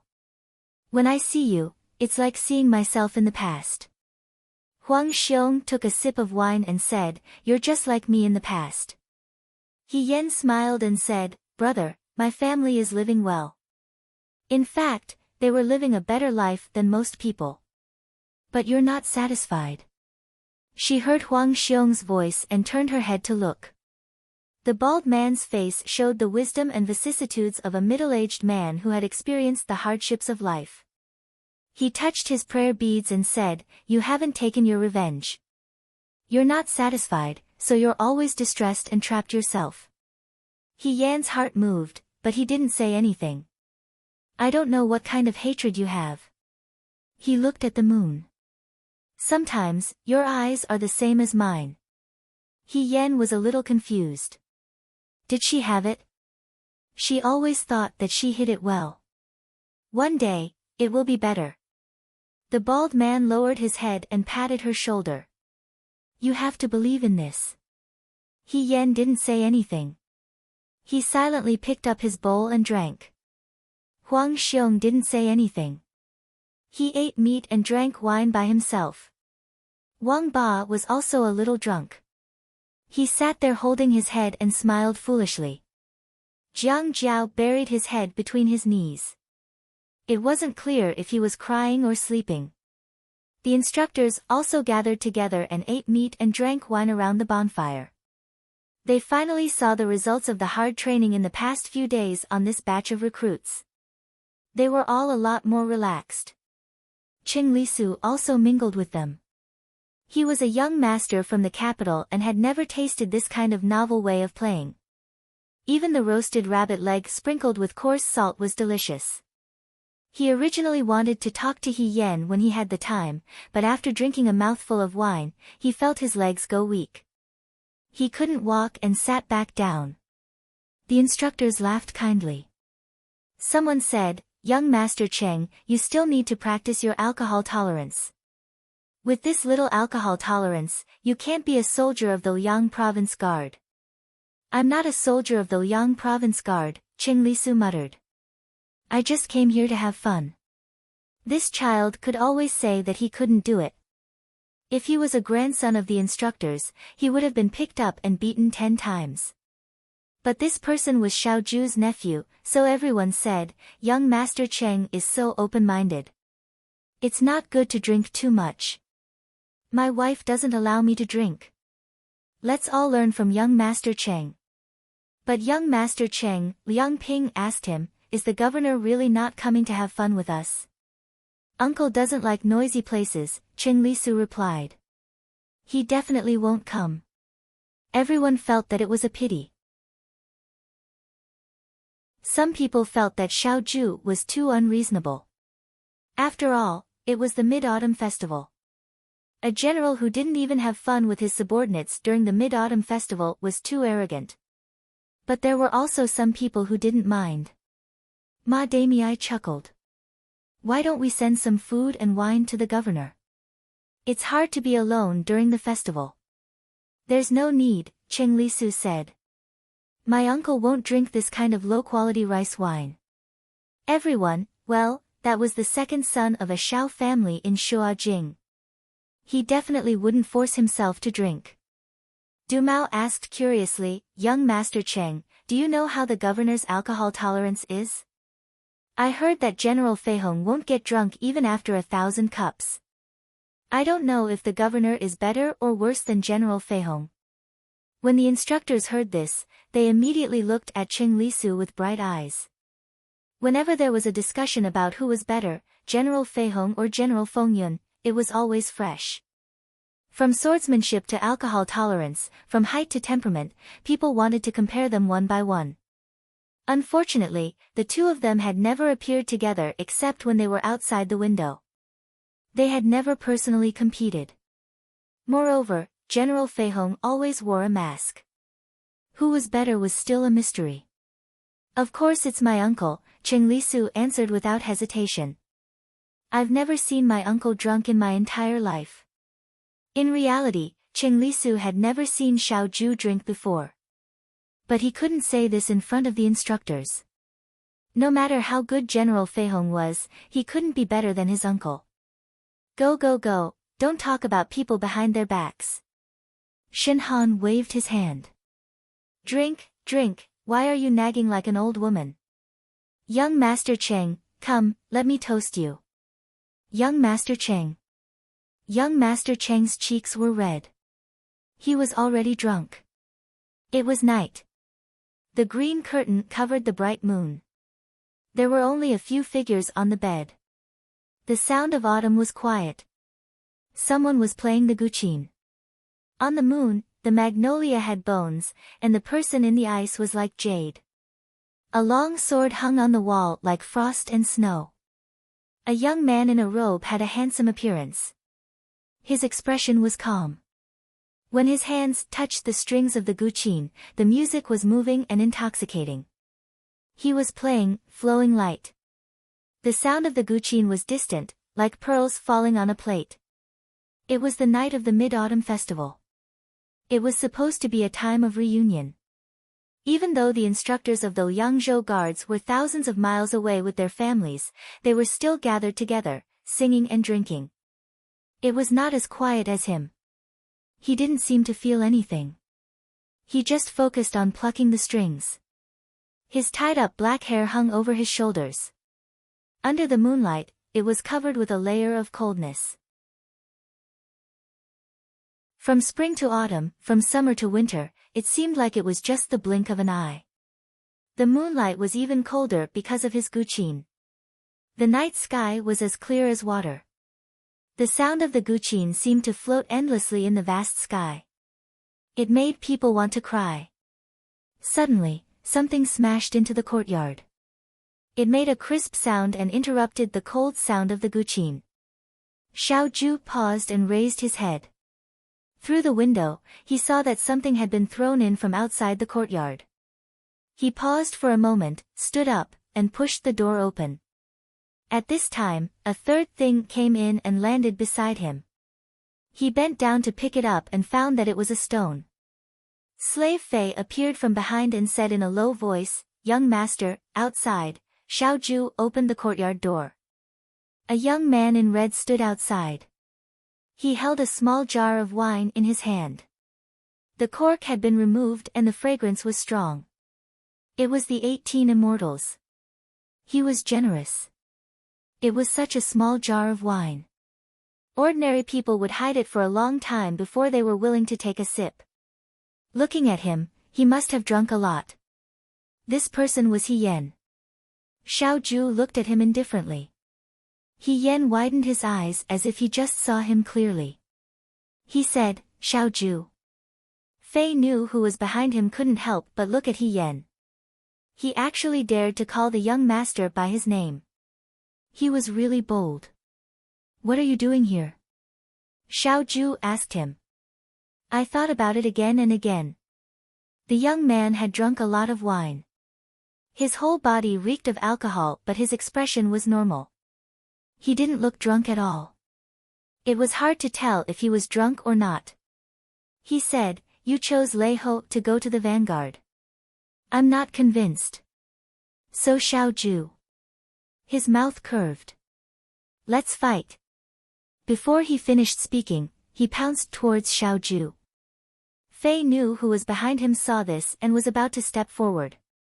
But he heard Xiao Ju say, "Don't move." He didn't dare to move. The young man flew forward and raised his fist towards Xiao Ju. Xiao Ju dodged to the side and frowned at him. He Yan didn't have a weapon. He came empty-handed. If he was an assassin, he would be too stupid. But his words were clear and his eyes were clear. He didn't look like someone who was drunk and had gone crazy. Xiao Ju simply looked at him calmly, waiting to see what this person wanted to do. He Yan's attack didn't work. He turned around and attacked again. The young man's movements were nimble. He really wanted to fight, but his method was clumsy and crude.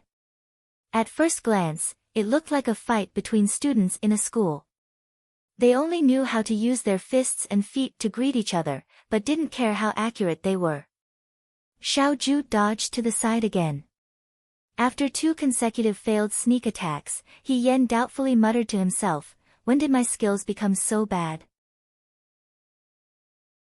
Fei Nu, who was waiting at the side, did this young man think that he could beat second young Master Xiao? He had long heard that this He Yan of the Liang Province Guard was arrogant and conceited. Now that he saw it, it was true. Young Master really had a good temper. He didn't throw this arrogant brat out of the door. She was defeated time and time again, but she didn't feel discouraged at all. She immediately came at Xiao Ju again, but this time, Xiao Ju dodged her again. Xiao Ju was just about to speak when she suddenly saw a black object pouncing at her from behind. She frowned, and without thinking, she drew her autumn drinking sword and slashed horizontally. Crash! That thing broke into pieces. He retreated a few steps, but it didn't touch him. He Yan, who came with the black object, couldn't dodge in time and was drenched from head to toe. The moon was full and the wind was fresh. The osmanthus had just bloomed and the fragrance of wine filled the air. The ground was littered with the fragments of the 18 immortals. Each piece was fresh and fragrant. The young man frowned and looked over. She seemed to have been awakened by the fragments of the wine jars on the ground. She looked at Xiao Ju and took a step forward. She looked like a young lady whose hairpin was stepped on in the flower market and said, "If it's broken, you'll pay for it." Fei Nu looked at her and felt that this young man was really drunk. Otherwise, he wouldn't be speaking so confidently and incoherently. She whispered to Xiao Ju, "Young master, do you want me to take him away?" Xiao Ju raised her hand to stop her and shook her head lightly. The master and servant had been together for many years. They could tell what the other was thinking with just one look. Fei Nu immediately understood why Xiao Ju didn't throw He Yan out immediately. It wasn't because she had a good temper, but because she wanted to test He Yan. This young man's identity was suspicious. He was suspicious from head to toe. If she could get some information out of him while he was drunk, it would save her a lot of effort. If he pretended to be drunk tonight and did something else, then it would be even more unforgivable. Fei Nu hid in the tree and didn't say anything else. Xiao Ju turned and walked into the house. As she walked, she said, "Why should I pay for it?" Hearing this, the young man rushed into Xiao Ju's house. She ran so fast that she even staggered a bit. She rushed in front of Xiao Ju and blocked Xiao Ju's path. She said, "Do you know who I am?" Xiao Ju laughed, her eyes cold. "Who are you?" He Yan slapped his thigh. "A real man never changes his name. I am He Yan. Liang Province's #1 guard." Liang Province's #1 guard. Xiao Ju looked at her with a smile that wasn't a smile. "Who told you that? Do I need someone to tell me?" She didn't know if the young man was drunk or not, but his tone was amazing. "I know what I'm doing." Xiao Ju walked around him and put down her sword. She picked up the teapot on the table and poured herself a cup of tea. She had only taken one step when the young man stuck to her like a tail. He stood in front of her and asked, "Tell me, am I short?" Did this person like to compare height with others when he was drunk? Xiaoju glanced at his hair that just reached her chest and nodded. Yes. He Yan, I'm not short. Xiaoju, He Yan asked her again, am I stupid? Xiaoju stopped pouring tea and stared at him. She said slowly, stupid. He Yan, I'm not stupid.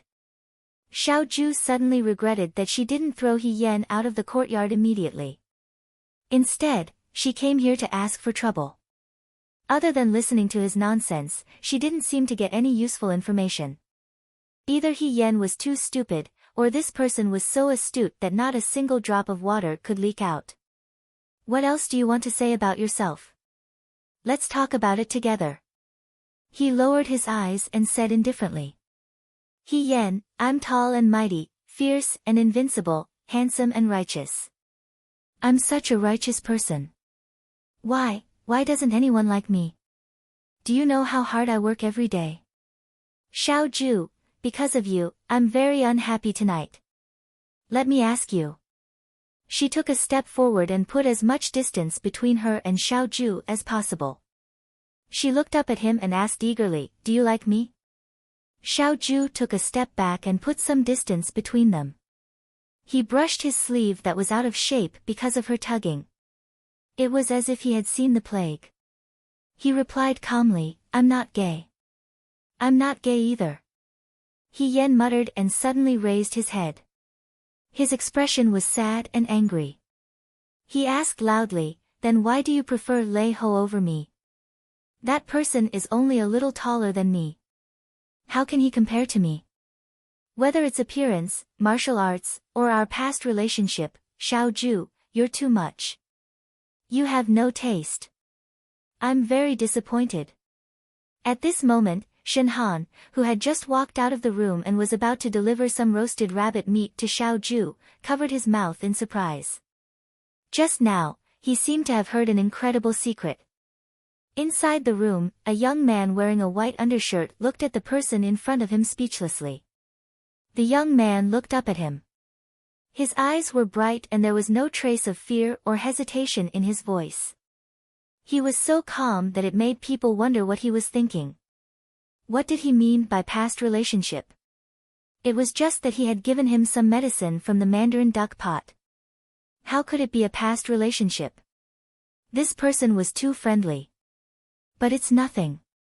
The young man suddenly raised the corner of his mouth. He smiled slyly and said in a low voice, you chose Lei Ho to enter the vanguard. Every day, I'll find Lei Ho to spar with. 10 times, I'll lose 10 times. Everyone in the Liang province guards will know that Xiaoju is blind. What will you do when the time comes? Xiaoju, after saying this, He Yan let out a drunken belch. His body tilted and he fell onto Xiaoju's soft couch. When he fell, half of his body fell onto the evening fragrant zither. The strings of the zither let out an ear-piercing sound. With a clang, the zither fell to the ground. Xiaoju stood in the middle of the room. His eyebrows were faintly twitching. He felt that today's idea of fishing for information while drunk was really terrible. Glancing at the door, he saw a figure hesitating. He said coldly, if you don't come in, what are you doing outside? Shen Han was startled. He trembled as he walked over. Just now, he had heard the secret at the door. When he entered the courtyard, he was seen by Fei Nu. He really didn't know whether to advance or retreat. At this moment, the commander-in-chief was in a bad mood. He shouldn't make fun of him. This subordinate brought some freshly roasted rabbit meat from outside. I thought that the commander-in-chief might not have eaten dinner, so I specially brought it over. Shen Han placed the roasted meat wrapped in oil paper on the table. Commander-in-chief, please enjoy. This subordinate will leave first. Wait. Xiaoju said unhappily, such a big living person. Can't you see him? He indicated for Shin Han to look at He Yan. When Shin Han saw him, his heart jumped. Just now, he had heard that He Yan had a close relationship with Xiao Ju. Looking at him now, this young man was so generous as to sleep on second young Master Zhao's soft couch. That was second young Master Zhao's soft couch. Among the Liang province guards, he was probably the only one who had the guts to do so. The relationship between the two of them was indeed not ordinary. Xiao Ju walked in front of the soft couch. She lifted He Yan up by the collar and threw him in front of Shin Han. "He's your man. Take him away." I don't dare, Shin Han said. Xiao Ju, what? Shin Han hurriedly said, "This subordinate means that the recruits of the Liang province guards are all under the commander-in-chief. How can you say that he's my man? He's the commander-in-chief's man." Xiao Ju was so angry that she laughed. "Shin Han, you talk a lot today. This subordinate understands." Shin Han shivered. "This subordinate will take him away now." Just as he turned and walked halfway, Shin Han seemed to have thought of something. He asked, "Where does the commander-in-chief think this subordinate should send this young man?" Xiao Ju looked at him calmly. "Do you want me to send him to your house?" "No, there's no need." Shin Han's scalp went numb. He said, "He Yan. Just send him back to his original room." After Shin Han left, Fei Nu walked into the room. Xiao Ju had already picked up the evening fragrance zither from the floor. Thanks to He Yan's pressure, one of the strings on the zither had broken. Looking at the broken string, the young man couldn't help but pinch his forehead. "Young master." Fei Nu looked in the direction Shin Han had left. "Head instructor Shen is a little strange today." "He's often very strange," Xiao Ju replied. "Young master, do you think He Yan was drunk today?" Xiao Ju put the zither away. Just now, He Yan had intended to drink tea, so the tea in the teacup had already turned cold. He poured away the cold tea and poured a new cup. He took a sip and said, "I'm not sure." He wasn't sure if He Yan was drunk or not, because a normal sober person probably wouldn't talk to him like this. But looking at her steps, words, and expression, there wasn't a trace of confusion. The most important thing was that tonight, other than crushing a zither, breaking a jar of wine, and saying a bunch of crazy things, he didn't do anything else. Including revealing which side he was on. This was hard to understand. He seems to have some complaints about Lei Ho being able to enter the Vanguard Battalion. Fei Nu said, "He wants to enter the Vanguard Battalion." Xiao Ju mocked, "It's not just the Vanguard Battalion, he wants to get into our 9 Flags Battalion." Then, Fei Nu asked, "Should we send him to the Vanguard Battalion and beat him at his own game?" "No need," Xiao Ju said, "I have other plans." Fei Nu didn't say anything else. Xiao Ju thought about what He Yan had said just now. He wanted to find Lei Ho every day to compare notes with him, to prove that he didn't have good eyesight. This kind of shameless behavior, this person was really good at it. Looking at the mess in the house, the broken pieces of the zither were everywhere in the courtyard, He Yan actually had the face to say, "Because of you, I'm very unhappy this Mid-Autumn festival." It really didn't make sense. The young man stood in the house, elegant as jade, tall and straight like a pine tree. After a while, he sneered, "Crazy." Outside, Shin Han, who was carrying He Yan on his back, was also very unhappy. When the bystanders saw this, they all looked at Shin Han in surprise and said, "He Yan is drunk, why is the chief instructor still carrying him?" Shin Han's face darkened and he didn't say a word. If he hadn't discovered the relationship between He Yan and Xiao Ju, Shin Han would at most find someone to carry He Yan back.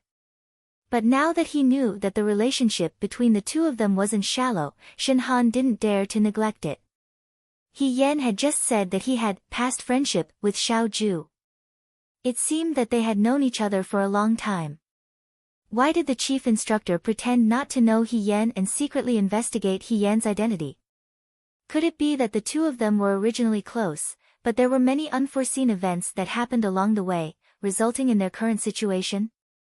No wonder everyone in De Wei knew that military governor Shao didn't get close to women. With such a handsome appearance and a heroic and outstanding appearance, so many women were eagerly throwing themselves at him, but he wasn't moved by countless beauties in front of him. It turned out that he didn't like women at all. When they were at Xiao Ju's door, He Yan asked, "Why do you like Lei Ho and not me?" His tone was so mournful that it could make anyone who heard it cry. Unfortunately, the chief instructor's heart was as hard as steel and he was completely unmoved. Shen Han's imagination ran wild. The more nervous he was, the more strange stories he remembered. For example, He Yan and Xiao Ju did know each other in the past and were on good terms for a period of time. But later, Xiao Ju found out that He Yan's identity was different, so she cut off her feelings for him and drew a clear line between them. He Yan was young and unsatisfied. When he found out that Xiao Ju was coming to Liangzhou, he joined the army and sought an explanation from Xiao Ju. He even trained hard and wanted to enter the vanguard battalion to make Xiao Ju look at him in a new light. He Yan indeed did well. Unfortunately, in order to avoid arousing suspicion, Xiao Ju actually picked Lei Ho's name. He Yan was heartbroken and in pain. He couldn't help but drink to drown his sorrows. After drinking, he revealed his true feelings and sought an explanation from Xiao Ju.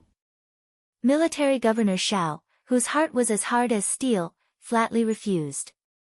But in the end, he still considered their old relationship and allowed He Yan to sleep on his soft couch. Very good. Shen Han applauded himself in his heart. It was very reasonable. It should be like this, not far from the truth.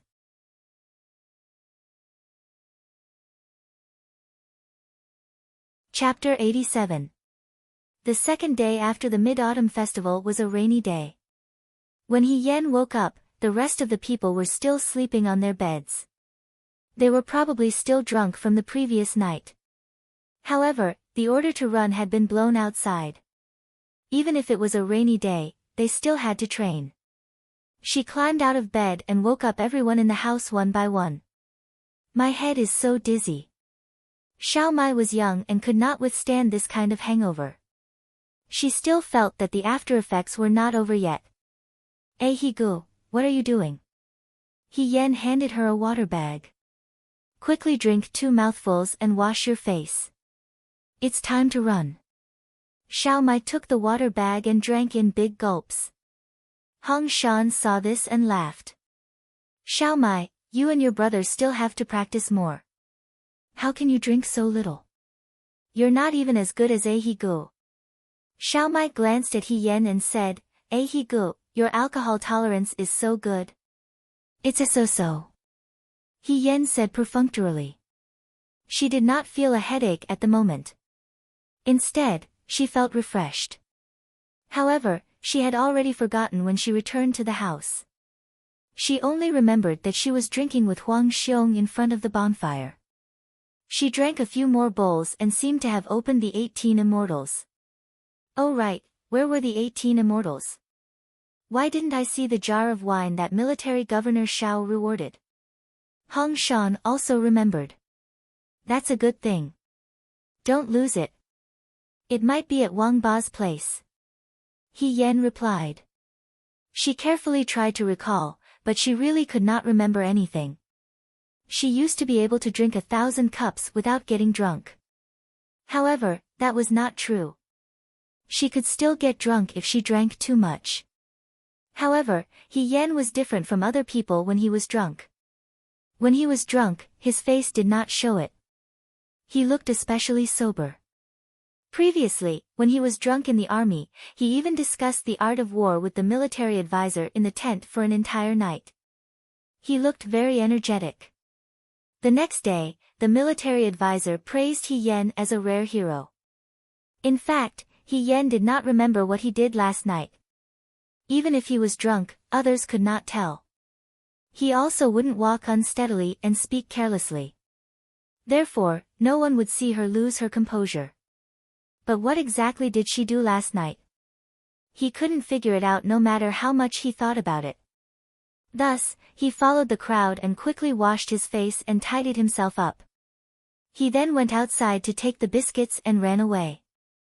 After the rain, the ground was wet. She couldn't run too fast in case she slipped. Hien felt that someone was looking at her while she was running. She followed the gaze and saw Chief Instructor Shin Han standing at the end of the horse path. He was staring at her without blinking with a complicated expression. Seeing Hien looking over, Shin Han looked away. This was very strange. She was very sensitive to people's gazes. Shin Han seemed to be thinking about something. She looked at Shin Han again, but Shin Han had already walked away. Probably because Hien's gaze on Shin Han was too obvious, a recruit running next to him said, "The chief instructor is so fierce, but he treats you quite well. What's the relationship between you two?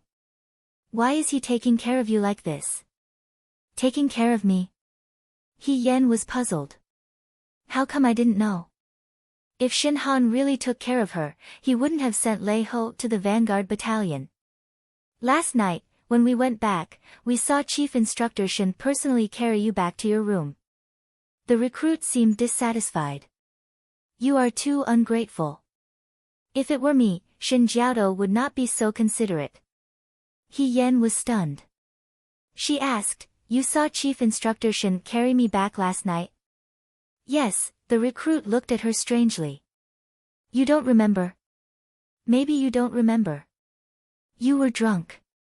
After he finished speaking, he ignored Hien's expression and rushed ahead because his companions in front were calling him to hurry up.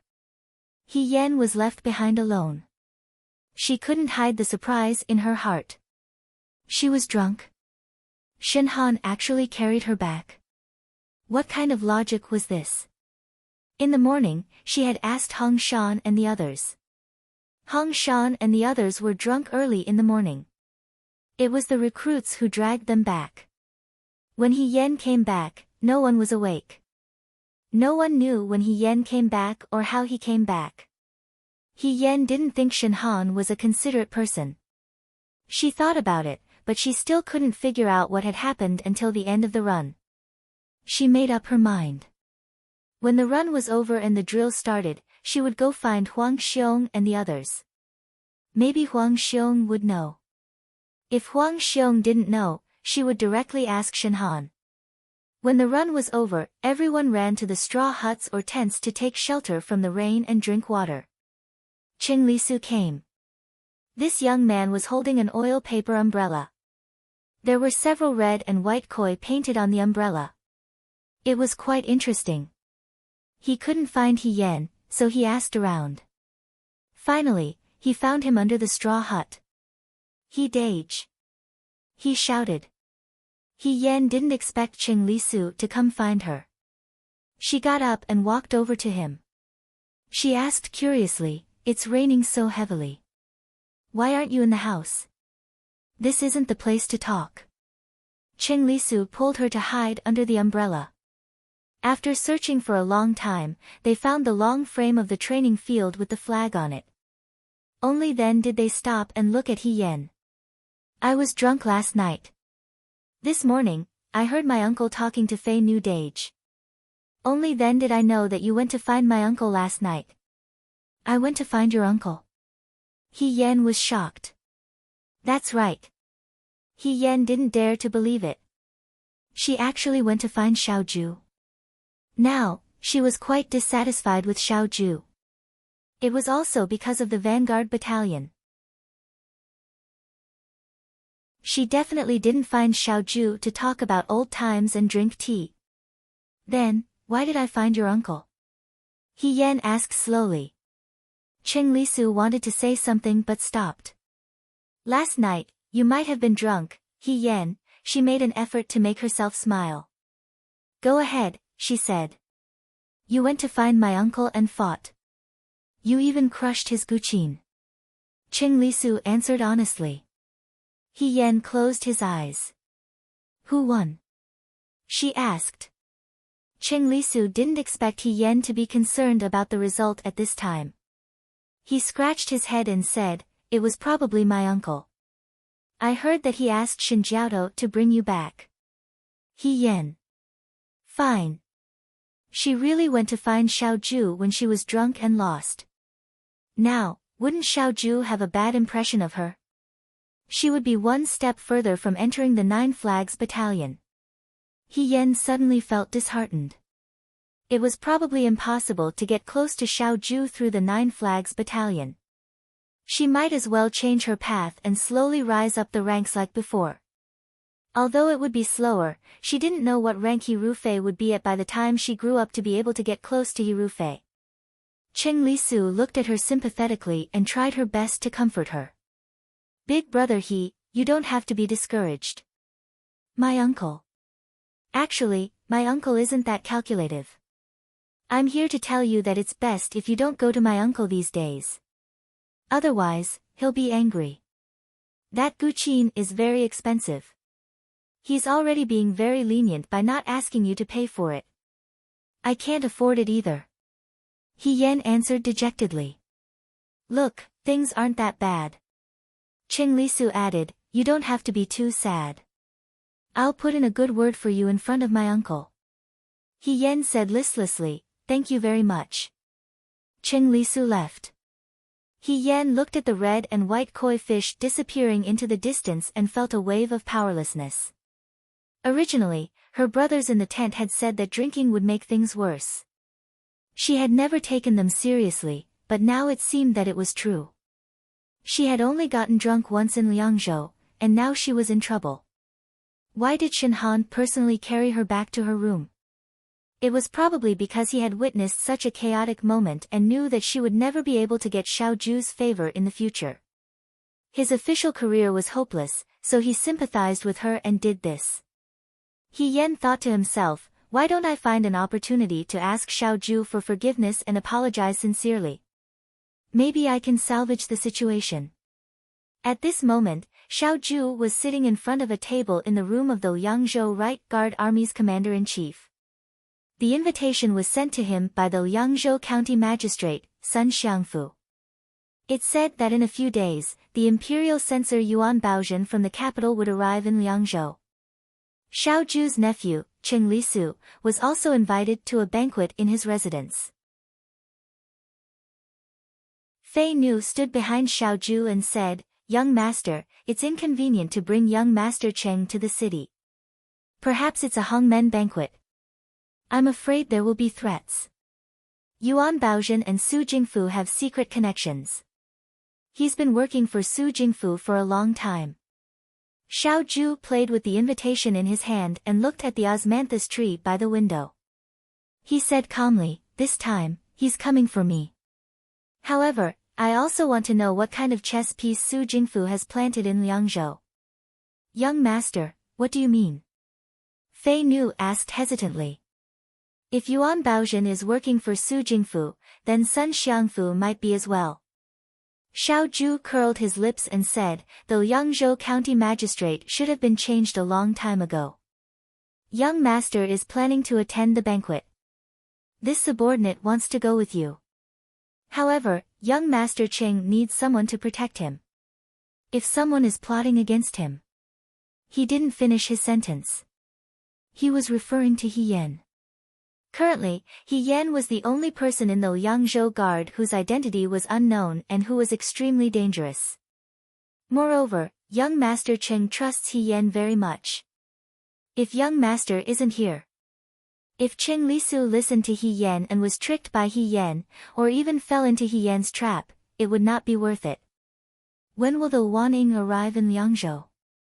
Xiaoju asked. "The Waning is still in Lu County."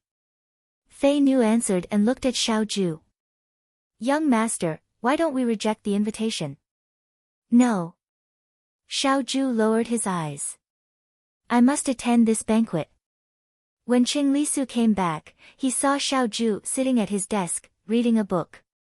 The book was a messy novel that he had secretly spent money to buy from the instructor. Cheng Lisu was shocked. Without saying anything, he went forward and said, "Uncle."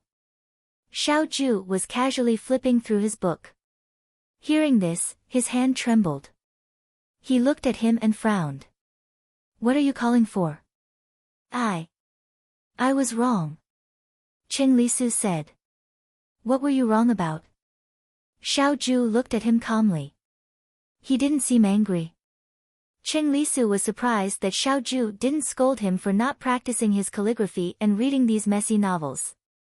He guessed that Xiao Ju was in a good mood today, so he shamelessly went forward. I wasn't wrong. I'm apologizing to you on behalf of my older brother. I heard that last night my older brother wanted to fight with you, no, to learn from each other.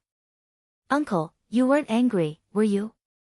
Thinking about a certain lunatic who went crazy and beat his zither last night, Xiao Ju's eyes darkened. His tone was as indifferent as ever. No. That's good. Uncle, you're still so generous. Qing Lisu hurriedly flattered him. Xiao Ju glanced at him. He took out an invitation and threw it at his face. See for yourself. What's this? Qing Lisu asked as he picked it up. Isn't this an invitation? Someone sent you an invitation. My name is on it. Are we going to Liangzhou City? That's great. I've been in the guard station all day and I'm about to grow mushrooms. Let me see. Imperial Censor Yuan Baozhen, why does this name sound so familiar? He looked at Xiao Ju suspiciously. Uncle, who is Yuan Baozhen? You don't remember? Xiao Ju smiled and reminded him. The marriage between you and Miss Song was suggested by Lord Yuan to your father. Song Ci was Lord Yuan's superior. The Song family. Qing Lisu loosened his grip on the invitation and it fell by his feet. He didn't seem to see it. He just stared blankly at Xiao Ju. Why would the Song family come to Liangzhou? It's not the Song family, Xiao Ju said calmly.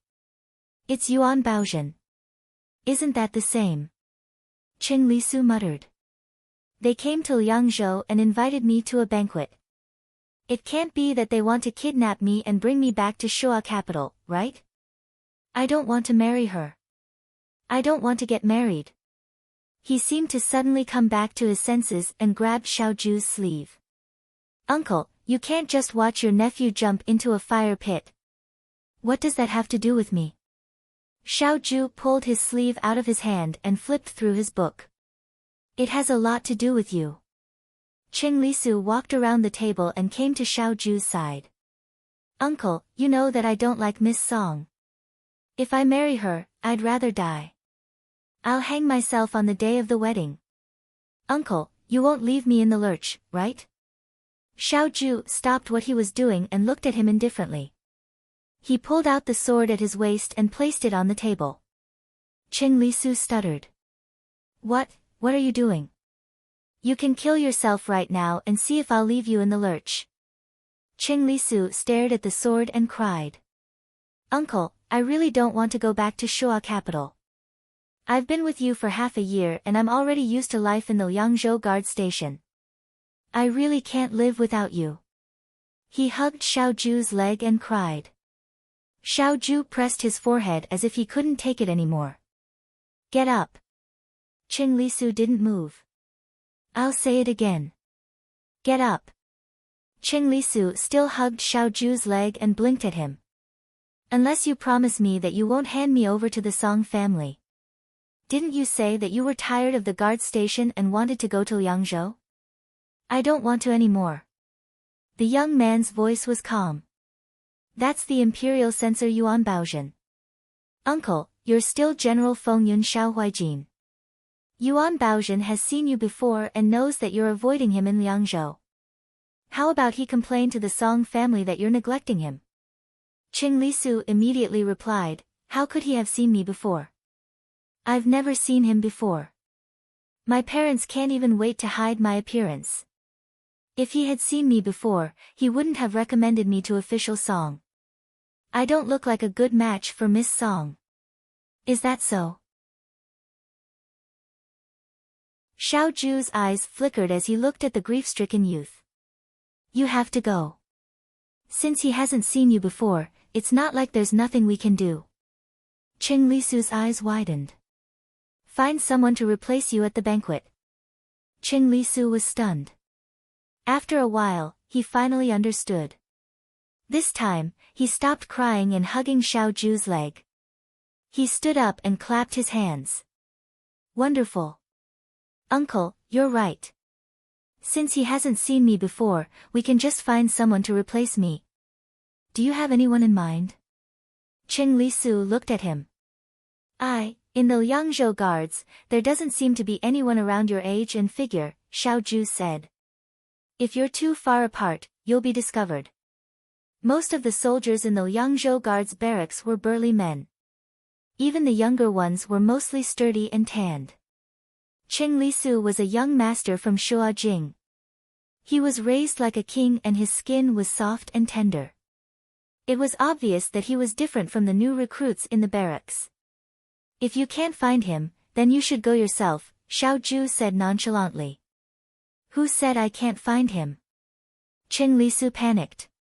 He suddenly had an idea. My big brother is about the same size as me. Xiao Ju raised his eyebrows. He didn't deny it. He Yan. That's right. He's my big brother. He's about the same age and figure as me. He's also smart. He'll be able to adapt and deal with Yuan Baozhen.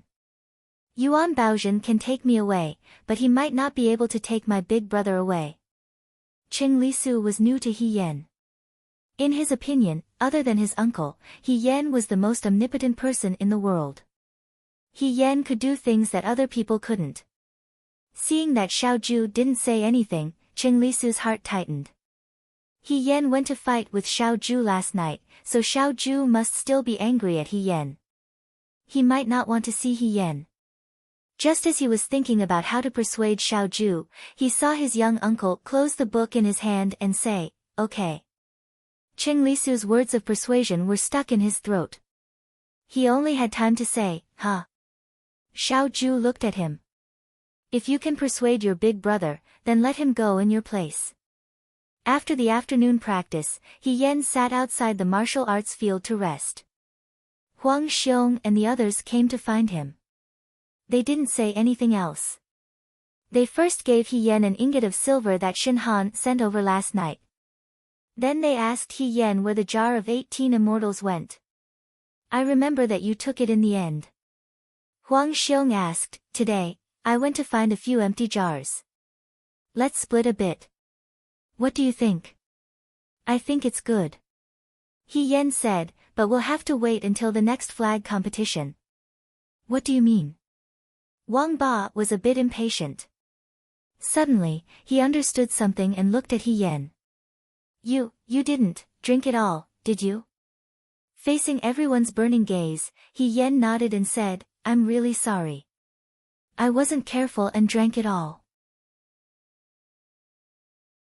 He Yan. Wang Ba said loudly, you're too much. That's our flag. You drank it all yourself. Even bandits aren't as tyrannical as you. He rolled up his sleeves, wanting to hit He Yan. Halfway through, he remembered that he couldn't beat this person in front of him. He couldn't hit him, but he also couldn't not hit him. For a moment, he felt very awkward. Jiang Jiao and Shi Tu didn't think much of it. They weren't greedy for wine and weren't interested in it. Therefore, they didn't say anything. Although Huang Xiong wasn't as excited as Wang Ba, his eyes were also full of blame. If it were any other day, He Yan would feel apologetic for his behavior. But these days, she had heard bad news one after another.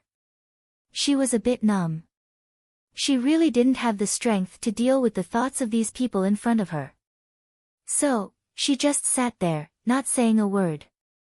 Seeing her silent and dejected appearance, the others looked at each other in dismay. Thinking about how not being able to enter the vanguard battalion this time was a big blow to He Yan. Last night, he had drowned his sorrows in wine, but today, he was still so dejected. But thinking about it again, his sorrows were really worth it. Other people were only willing to spend a few handfuls of rice wine, but he had spent a few hundred taels of silver. If he still couldn't get rid of his sorrows, he would have to spend a lot of money to get revenge. Just when they didn't know what to do, someone's voice broke the silence. Big brother he. Big brother he, so you're here. Qingli Su ran over, panting. There were still beads of sweat on her forehead. She must have run all the way here. Within a day, this was the second time He Yan had seen him. But as soon as she saw him, she remembered that she had offended Xiaoju last night. She suddenly felt a headache. He Yan raised her head and asked listlessly, "Why are you here?" "I came to find you because I have something to discuss with you." Qingli Su looked at the people around her and pulled He Yan up. "This isn't the place to talk. Big brother he, come with me." He was Xiaoju's nephew, so the others naturally didn't dare to say anything. Even though they had yet to settle the score with the 18 immortals, they could only watch as Qingli Su pulled He Yan away. They stayed in place and stared at each other. He Yan was pulled along by Qingli Su and jogged all the way to where Qingli Su lived. He Yan didn't want to go in. He knew that Qingli Su lived next door to Xiaoju. If he went in and bumped into her, wouldn't it be awkward if their eyes met? Qingli Su's brain was finally smart for once. Seeing that He Yan had a difficult expression and was not willing to move, she said considerately, "Don't worry, my uncle went out. There's no one here." Hearing this, He Yan walked in with her. Once inside, Qingli Su looked around and then closed all the doors and windows. It was as if she was going to talk about murder and arson. Seeing her like this, He Yan was speechless. "You didn't come to find me to talk about your uncle again, did you?" He Yan greeted her in advance. "Little brother Cheng, thank you for your concern, but I really don't want to hear any news about him recently. Please leave some face for her." Just as she finished speaking, she felt someone press her shoulder. Qingli Su turned her around and grabbed her hand tightly, pressing it against his chest. He Yan almost punched this person out of reflex. She suppressed her impulse to hit him. Although she had interacted with many men, most of them had their arms around each other's shoulders. It was very awkward to have their fingers intertwined like this. However, the young man in front of her had a clear expression. He didn't seem to realize that his actions had caused a misunderstanding. However, in his eyes, there was nothing to hide when two men were like this. "Big brother, please save little brother," Qingli Su said miserably. "What happened to you?" He Yan asked. "Promise me that you'll help little brother. Otherwise, big brother, you won't be able to see little brother in the future." "It's that serious?" He Yan asked, but in his heart, he didn't think much of it. Qingli Su had always loved to exaggerate. Even the slightest thing could be described as shocking. Moreover, if something really happened, his uncle was a little Jew. He would naturally help him plan. "Tell me what happened first. Only then can I help you think of a solution." "Big brother, do you remember that I once told you that I ran away from an arranged marriage? My family wanted to arrange a marriage for me. I really didn't want to, so I begged uncle to bring me to Liangzhou."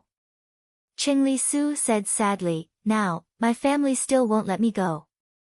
The old master's colleague that they picked for me is now in Liangzhou. He sent an invitation to my uncle, asking him to attend the banquet with me. Heavens, I'm just a boy with no official position and no reputation. Why did they specifically write my name on the invitation? It's obvious that they're plotting against me. They want to kidnap me while I'm here." He made it sound like he was trying to kidnap a girl. The only thing he didn't do was go to the yamen and beat the drum. "It's not that bad," He Yan said. "If you don't want to leave, your uncle will naturally protect you." "Can they forcefully take you away in front of your uncle?" Qingli Su didn't know if little Ju would really watch as he was taken away. Maybe she would even be happy to get rid of this burden. He coughed softly and said, "Big brother, you know that my mother has always been critical of my uncle. If he comes out for me, won't he be putting himself in a bad situation? My mother will hate him to death. I don't want to bring trouble to him. He didn't expect Qing Li Su to be so protective of his uncle. He Yan sighed in his heart. It seemed that this was the family relationship of blood. No matter what, it couldn't be changed. Then what do you want me to do? She asked, do you want me to help you beat up that official? Beating up an official is against the law.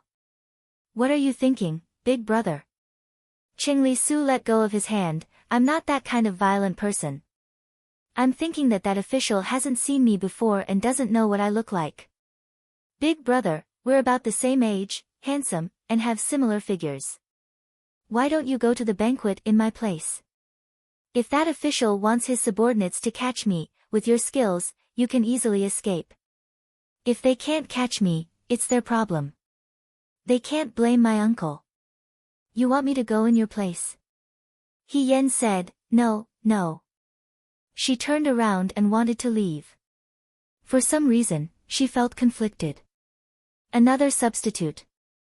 In her previous life, she was He Rufei's substitute. Now that she could finally use her own name, why did she have to be someone else's substitute?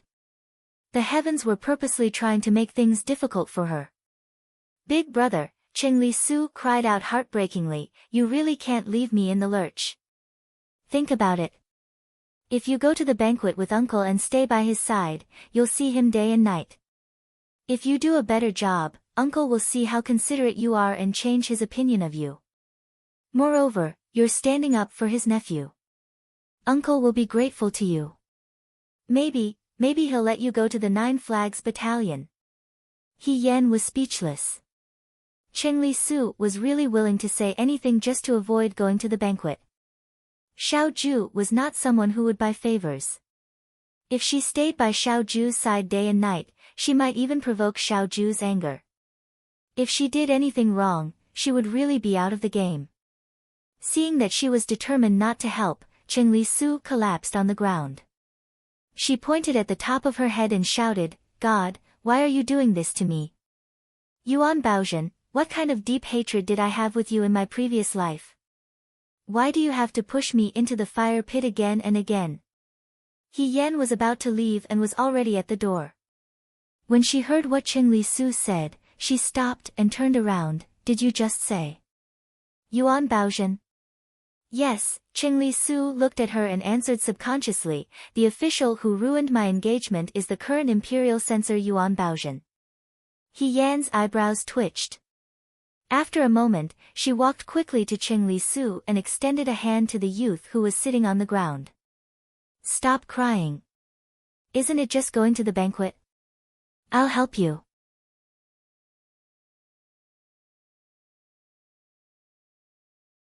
Chapter 88. Qing Li Su didn't dare to believe her ears when she suddenly received a promise. Only when He Yan repeated it several times and swore to the heavens did Qing Li Su believe that he really wanted to help her. She poured a cup of tea for He Yan and offered it with both hands. Good big brother, you really saved little brother's life. In the future, if you need my help in any way, even if I have to climb a mountain of swords or dive into a sea of fire, little brother will not refuse.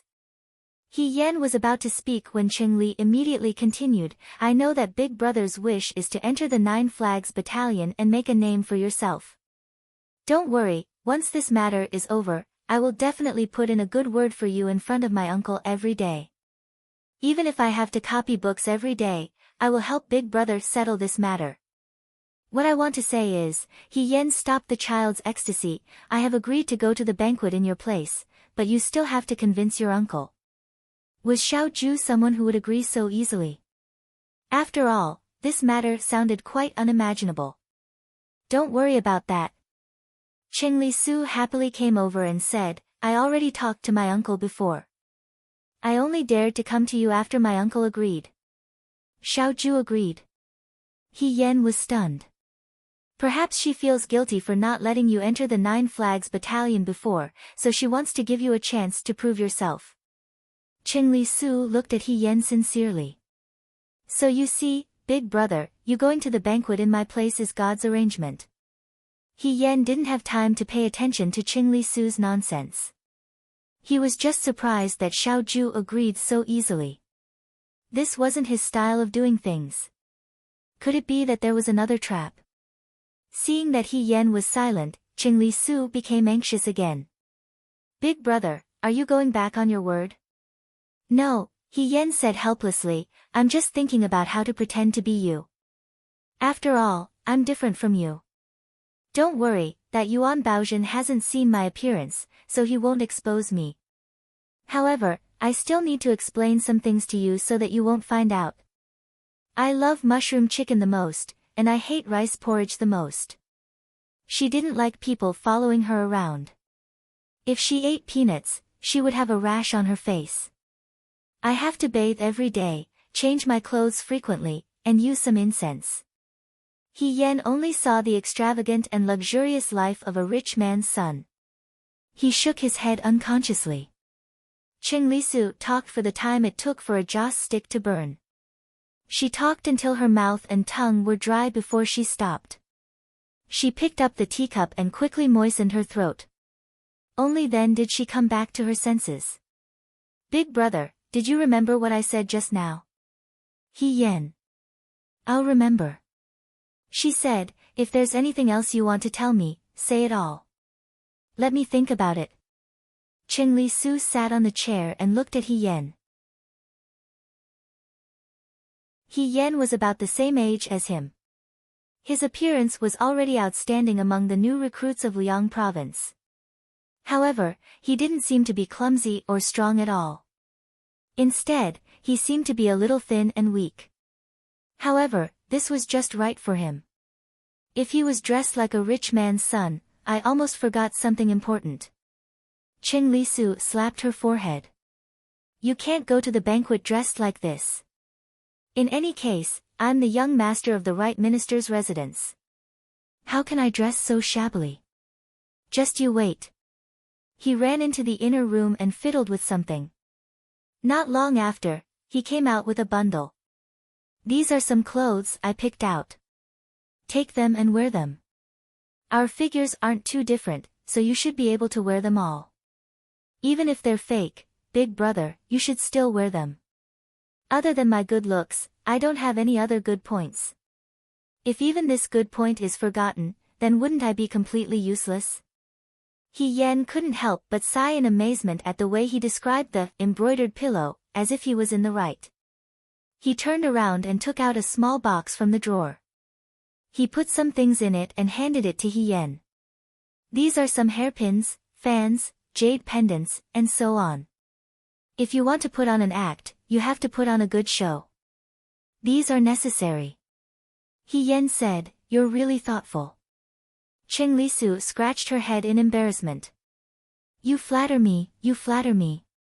He Yan put away the bundle and box, then asked, did you really talk to your uncle? You didn't lie to me, did you? No, no, Qing Li Su said, come here tomorrow morning at 7 in the morning. We can probably set off then. So soon? He Yan was surprised. Originally, it was going to take a few days. Yuan Baozhen hasn't arrived in Liang province yet. However, uncle needs to go to the city first to find a craftsman to repair his evening fragrance zither. That's why we have to go earlier. He Yan thought about the zither he had crushed and fell silent. Qing Li Su patted him on the shoulder. Big brother I'm counting on you this time. Thank you. He Yan carried a bundle full of things back to the new recruit's bunk. Wang Ba and the others had not left yet. They were eating the moon balls that He Yan had brought from Qing Li Su last night. Seeing He Yan come back with things in his hands, Wang Ba said sourly, oh, you went to receive filial piety again? Did young Master Qing give you food again? Xiao Mai stared at the bundle in He Yan's hands. She was almost drooling. What's so delicious in such a big bundle? He Yan slammed the cloth bundle on the table. The cloth bundle was loosely tied, so when it fell apart, it revealed the things inside. It was not the food that everyone expected. It was actually some clothes and accessories. This was unexpected. After a while, Hong Shan asked hesitantly, He, why did young Master Cheng give you clothes? We can't wear normal clothes in the military camp. I'm going to the city with Military Governor Xiao tomorrow. He Yan said, he's probably afraid that I'll embarrass Military Governor Xiao if I dress too shabbily. That's why young Master Cheng specially gave me some clothes to decorate my appearance. You and Military Governor Xiao? Huang Xiong looked at him. This is a good thing. Why do you look so unhappy? If last night's incident did not happen, He Yan would also be very happy. After all, he could get a lot of information from Xiao Ju. But after last night's incident, he was afraid that Xiao Ju would dislike him even more. Who knew if he did something wrong and angered this second young master? He could only brace himself for now. I'm so happy that I don't know what expression to make. He Yan answered. Everyone surrounded him and asked him a lot of questions. Finally, he managed to get everyone to leave. When night fell, He Yan was still thinking about this matter before he went to bed. The reason why he agreed to help Cheng Lisu attend that troublesome banquet was, of course, not because he and Cheng Lisu were close brothers, nor was he so chivalrous. He only agreed because he heard Yuan Baozhen's name. He Yan had seen Yuan Baozhen before. When she was conferred the title of General Feihong, He Rufei received the reward on her behalf. After He Yan became his daughter, he had seen this person once at the He family. At that time, Yuan Baozhen was standing with He Yuansheng and his son. He Yan had even bowed to him. Looking at the way He Rufei spoke to him, it seemed like they were very close. He Yan had thought at that time that He Rufei had just received the reward. In reality, he wasn't very close to his colleagues in the Shuajing imperial court. He didn't expect that he would have a close friend so quickly. Now that He Rufei's friend had come to Liangzhou, it just so happened that he had a bit of a relationship with Cheng Lisu. If he could take this opportunity to get close to He Rufei and find out some information, perhaps it would be helpful for his future. If he wanted to stand out and reach a position where people would listen to him, he needed to make some contributions in the military. However, Liangzhou was thousands of li away from the capital. It was also too far away from the He family, so a lot of information couldn't be transmitted over. Yuan Baozhen's arrival in Liangzhou could be considered a pillow delivered to him when he was sleepy. However, he didn't know what Xiao Ju's intentions were. He actually agreed to Cheng Lisu's inconceivable method. He Yan couldn't understand Xiao Ju anymore. He thought that he would pick him to enter the vanguard battalion, but he picked Lei Ho. He thought that he wouldn't let him pretend to be Cheng Lisu, but he actually agreed. Next to him, he heard the sound of someone snoring in Hongshan. He Yan turned over and closed his eyes. Forget it. Since he couldn't figure it out, he would just follow him personally. Along the way, he had plenty of time to figure out what Xiao Ju was thinking. He would deal with whatever came his way. He Yan wasn't necessarily afraid. In contrast to He Yan's carefreeness, in the Liangzhou city guard station, Shen Han's face was full of astonishment. After a moment, the astonishment on his face turned into anxiety. Commander, how could you bring He Yan into the city? His identity is still unknown. If he follows you, if he makes a move against you, I won't be threatened by him, Xiao Ju said. But, the candlelight in the silver lamp on the table flickered in the wind, almost going out. He flicked the wick, and the room lit up again. If he's one of Su Jingfu's men, he might give himself away if he comes with me to the banquet. If he's in the guard station, you might not be able to handle him. It's safer to keep him by my side. Moreover, he curled his lips, He Yan boasts that his skills are extraordinary. This banquet at Hongmen can be used as a stepping stone. Shen Han's heart trembled. Xiao Ju wanted to use He Yan as a scapegoat. Military Governor Xiao was still the same old Military Governor Xiao. He didn't even care about their past relationship. He Yan didn't know how he had angered Xiao Ju in the past. Thinking of this, Shen Han felt a trace of sympathy for He Yan. Xiaoju said, after I leave tomorrow, protect Cheng Lisu well. Don't let him run around. I'll leave all the matters in the guard station to you for the time being. Shen Han put away his fanciful thoughts and said, yes. The next morning, when Xiaomai woke up, he found that the bed next to him was empty.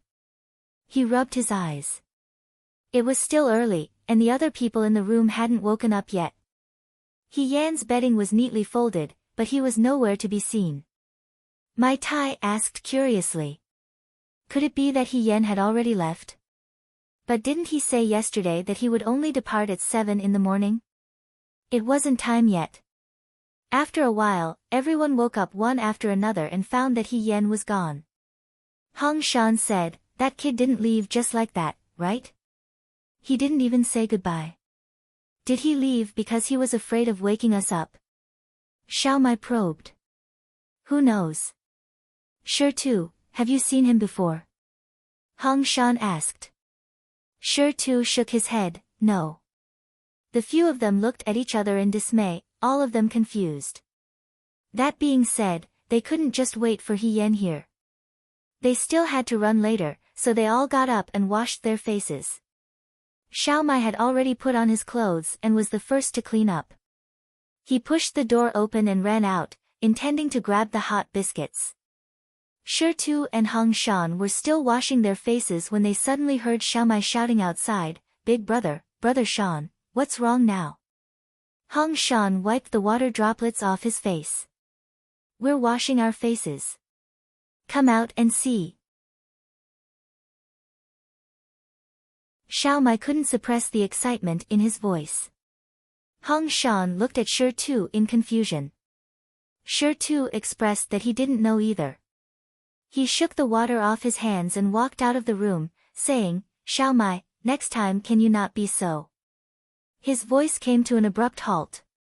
He Yan stood facing him and said with a smile, Brother Shan, how do I look? Hong Shan opened his mouth but didn't say anything for a moment. The other recruits in the room also came out one after another at this moment. When they saw He Yan, they all surrounded him with a walla sound, talking all at once. You look good. He Yan, you look like a young master from a rich family in the capital. Not just a young master from a rich family. I think it wouldn't be wrong to say that he's from the palace. Forget it. You're talking as if you've seen someone from the palace. I haven't, but I imagine someone from the palace looks like this. These clothes aren't cheap. He Yan, can I wear them too? Bah! Can you wear them? Don't ruin the clothes. Go away. He Yan was surrounded by the crowd, allowing them to size him up. Hong Shan and the others stood at a distance. Xiaomai looked at He Yan with sparkling eyes and said, He Gu is so good looking. No wonder it's said that clothes make the man, and saddles make the horse. Look, you usually don't show off, but when you wear these little clothes and hairpins, you look different from us. Hong Shan touched his chin and asked Stone, isn't that right? Shi Tu nodded. Yes. He Yan let them size him up. Then, she adjusted the bag on her shoulders and said with a smile, before I leave, I still want to show you all. My brothers all say that I look good, so I'm relieved. I won't embarrass the Liangzhou guards. She waved her hand and said, then I'm leaving. Everyone waved goodbye to her.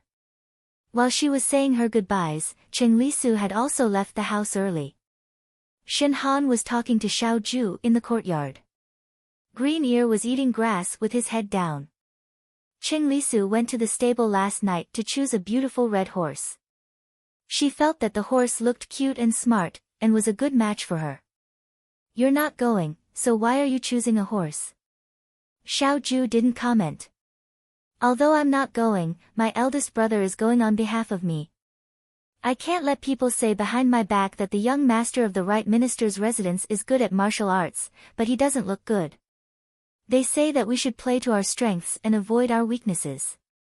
I only have one strength, so of course, I have to play to it. Xiao Ju sneered, what should we do? With your eldest brother's looks, he can't help you grow. Uncle, you're wrong. Qing Lisu looked at him seriously. I've looked carefully. My eldest brother is not bad.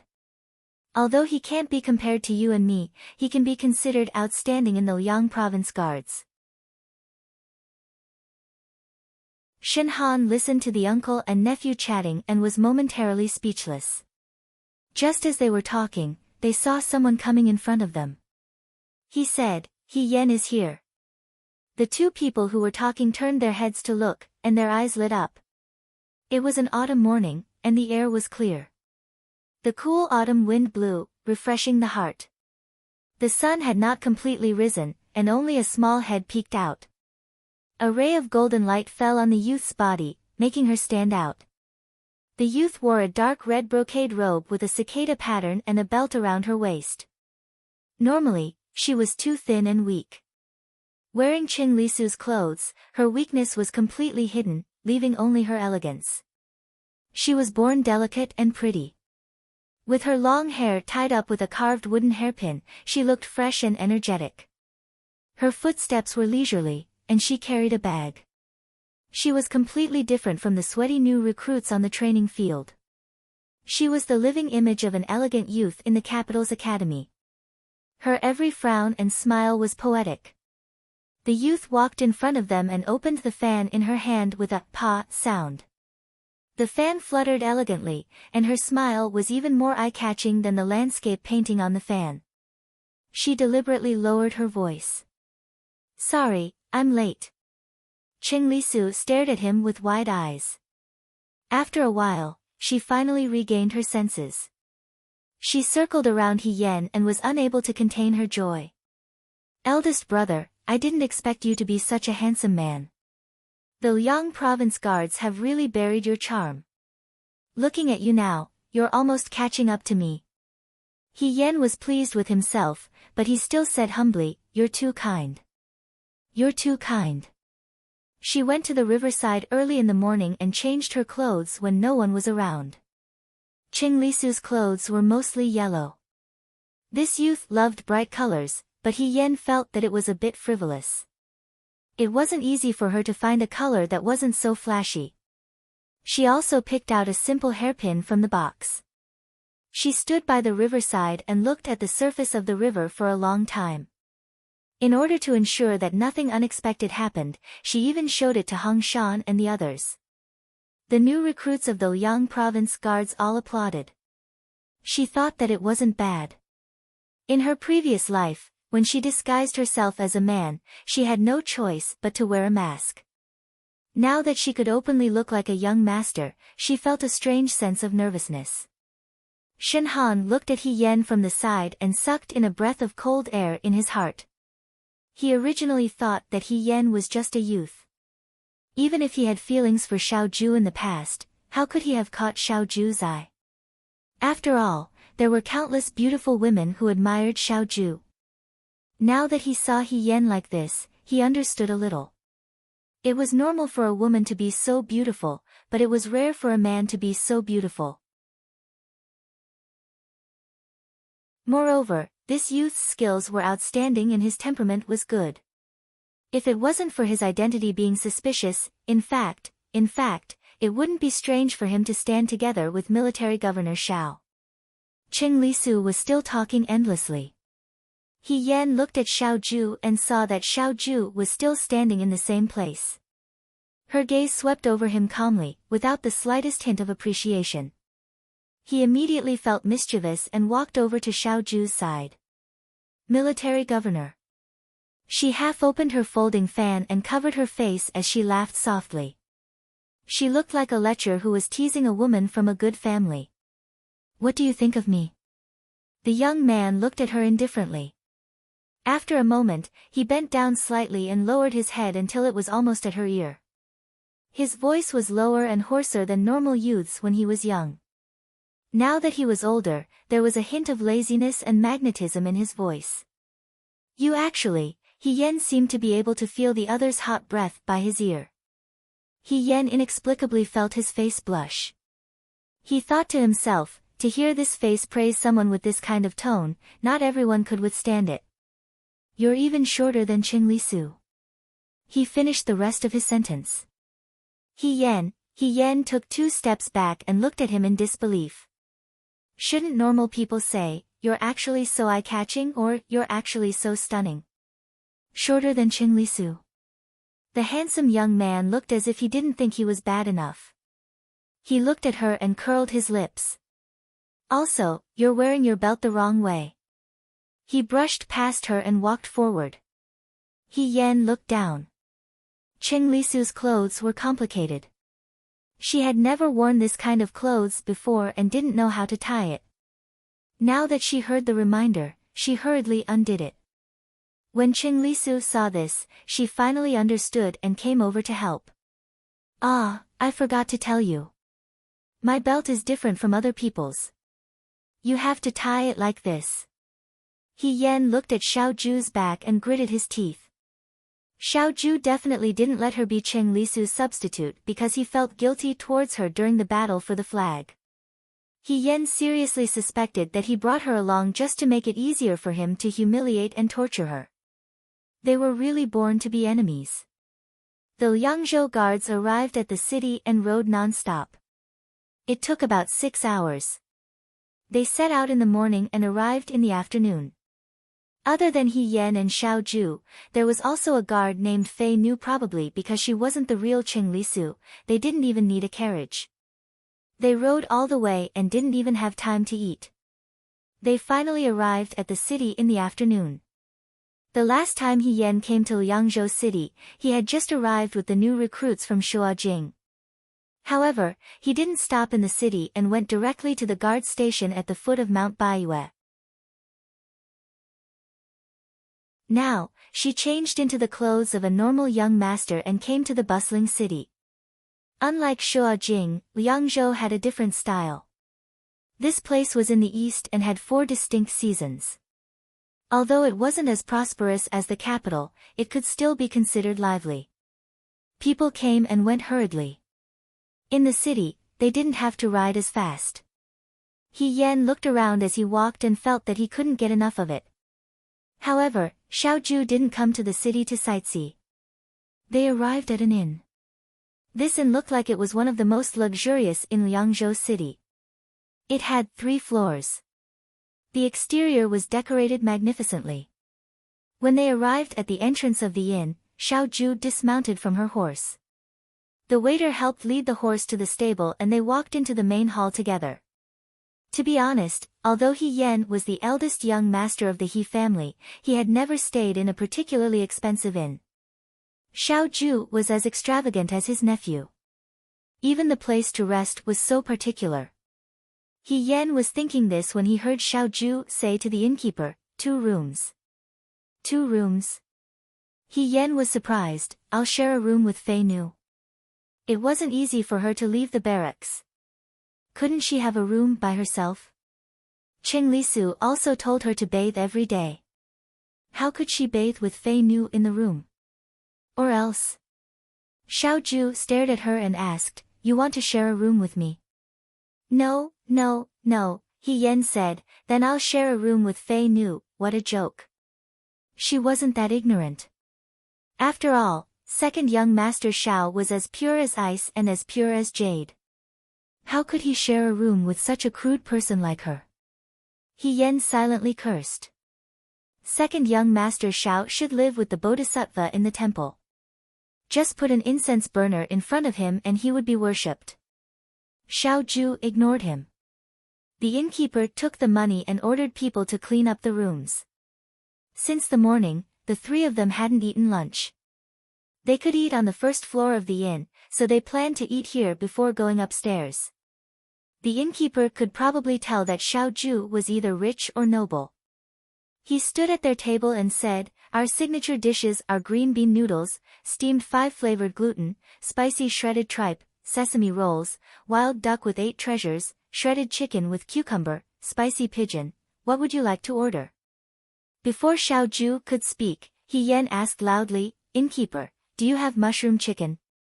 Yes, the innkeeper quickly replied.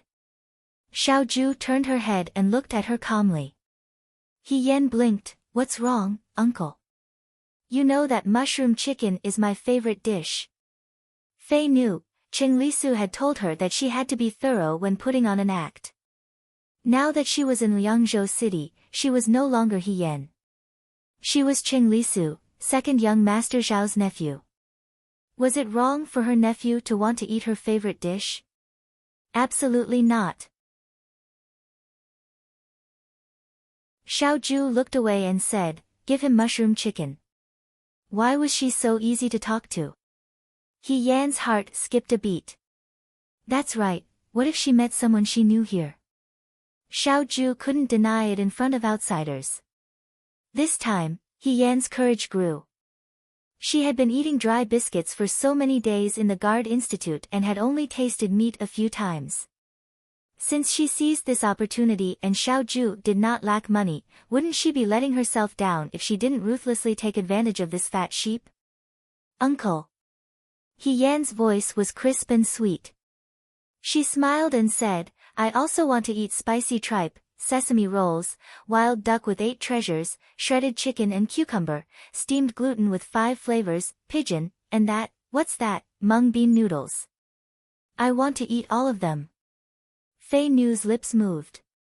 She wanted to say something, but she held herself back. It had been a long time since she met someone who wasn't afraid of death. The innkeeper was surprised at first, but then he smiled happily. He looked at He Yan as if he was looking at the god of fortune. He said to Xiao Zhu, this young master has good taste. He really believes in our inn's dishes. My apologies, Xiao Zhu laughed lightly. His movements were graceful, but his tone was harsh and sarcastic. He said lightly, my nephew has not seen the world. I'm sorry for making a fool of myself. He Yan, give me a portion of each dish. Second young Master Xiao spent money like it was dirt. The innkeeper was overjoyed. He turned around and ordered the kitchen to prepare the dishes. He Yan originally wanted to tease him. He thought that it would be good enough if he could eat a few of the dishes. He didn't expect Xiao Zhu to be so obedient and really order a portion of each dish. Could it be that Qing Lisu was usually so favored by her uncle? He was simply going crazy and getting whatever he wanted. Even He Yan was a little jealous. She moved closer to Xiao Zhu and asked carefully, Commander-in-Chief, why are you so easy to talk to? Why? Xiao Zhu said lightly, as an uncle, of course I can't let my nephew go hungry. This uncle really had a deep meaning behind it. He Yan pondered and pondered, but he felt that something wasn't right.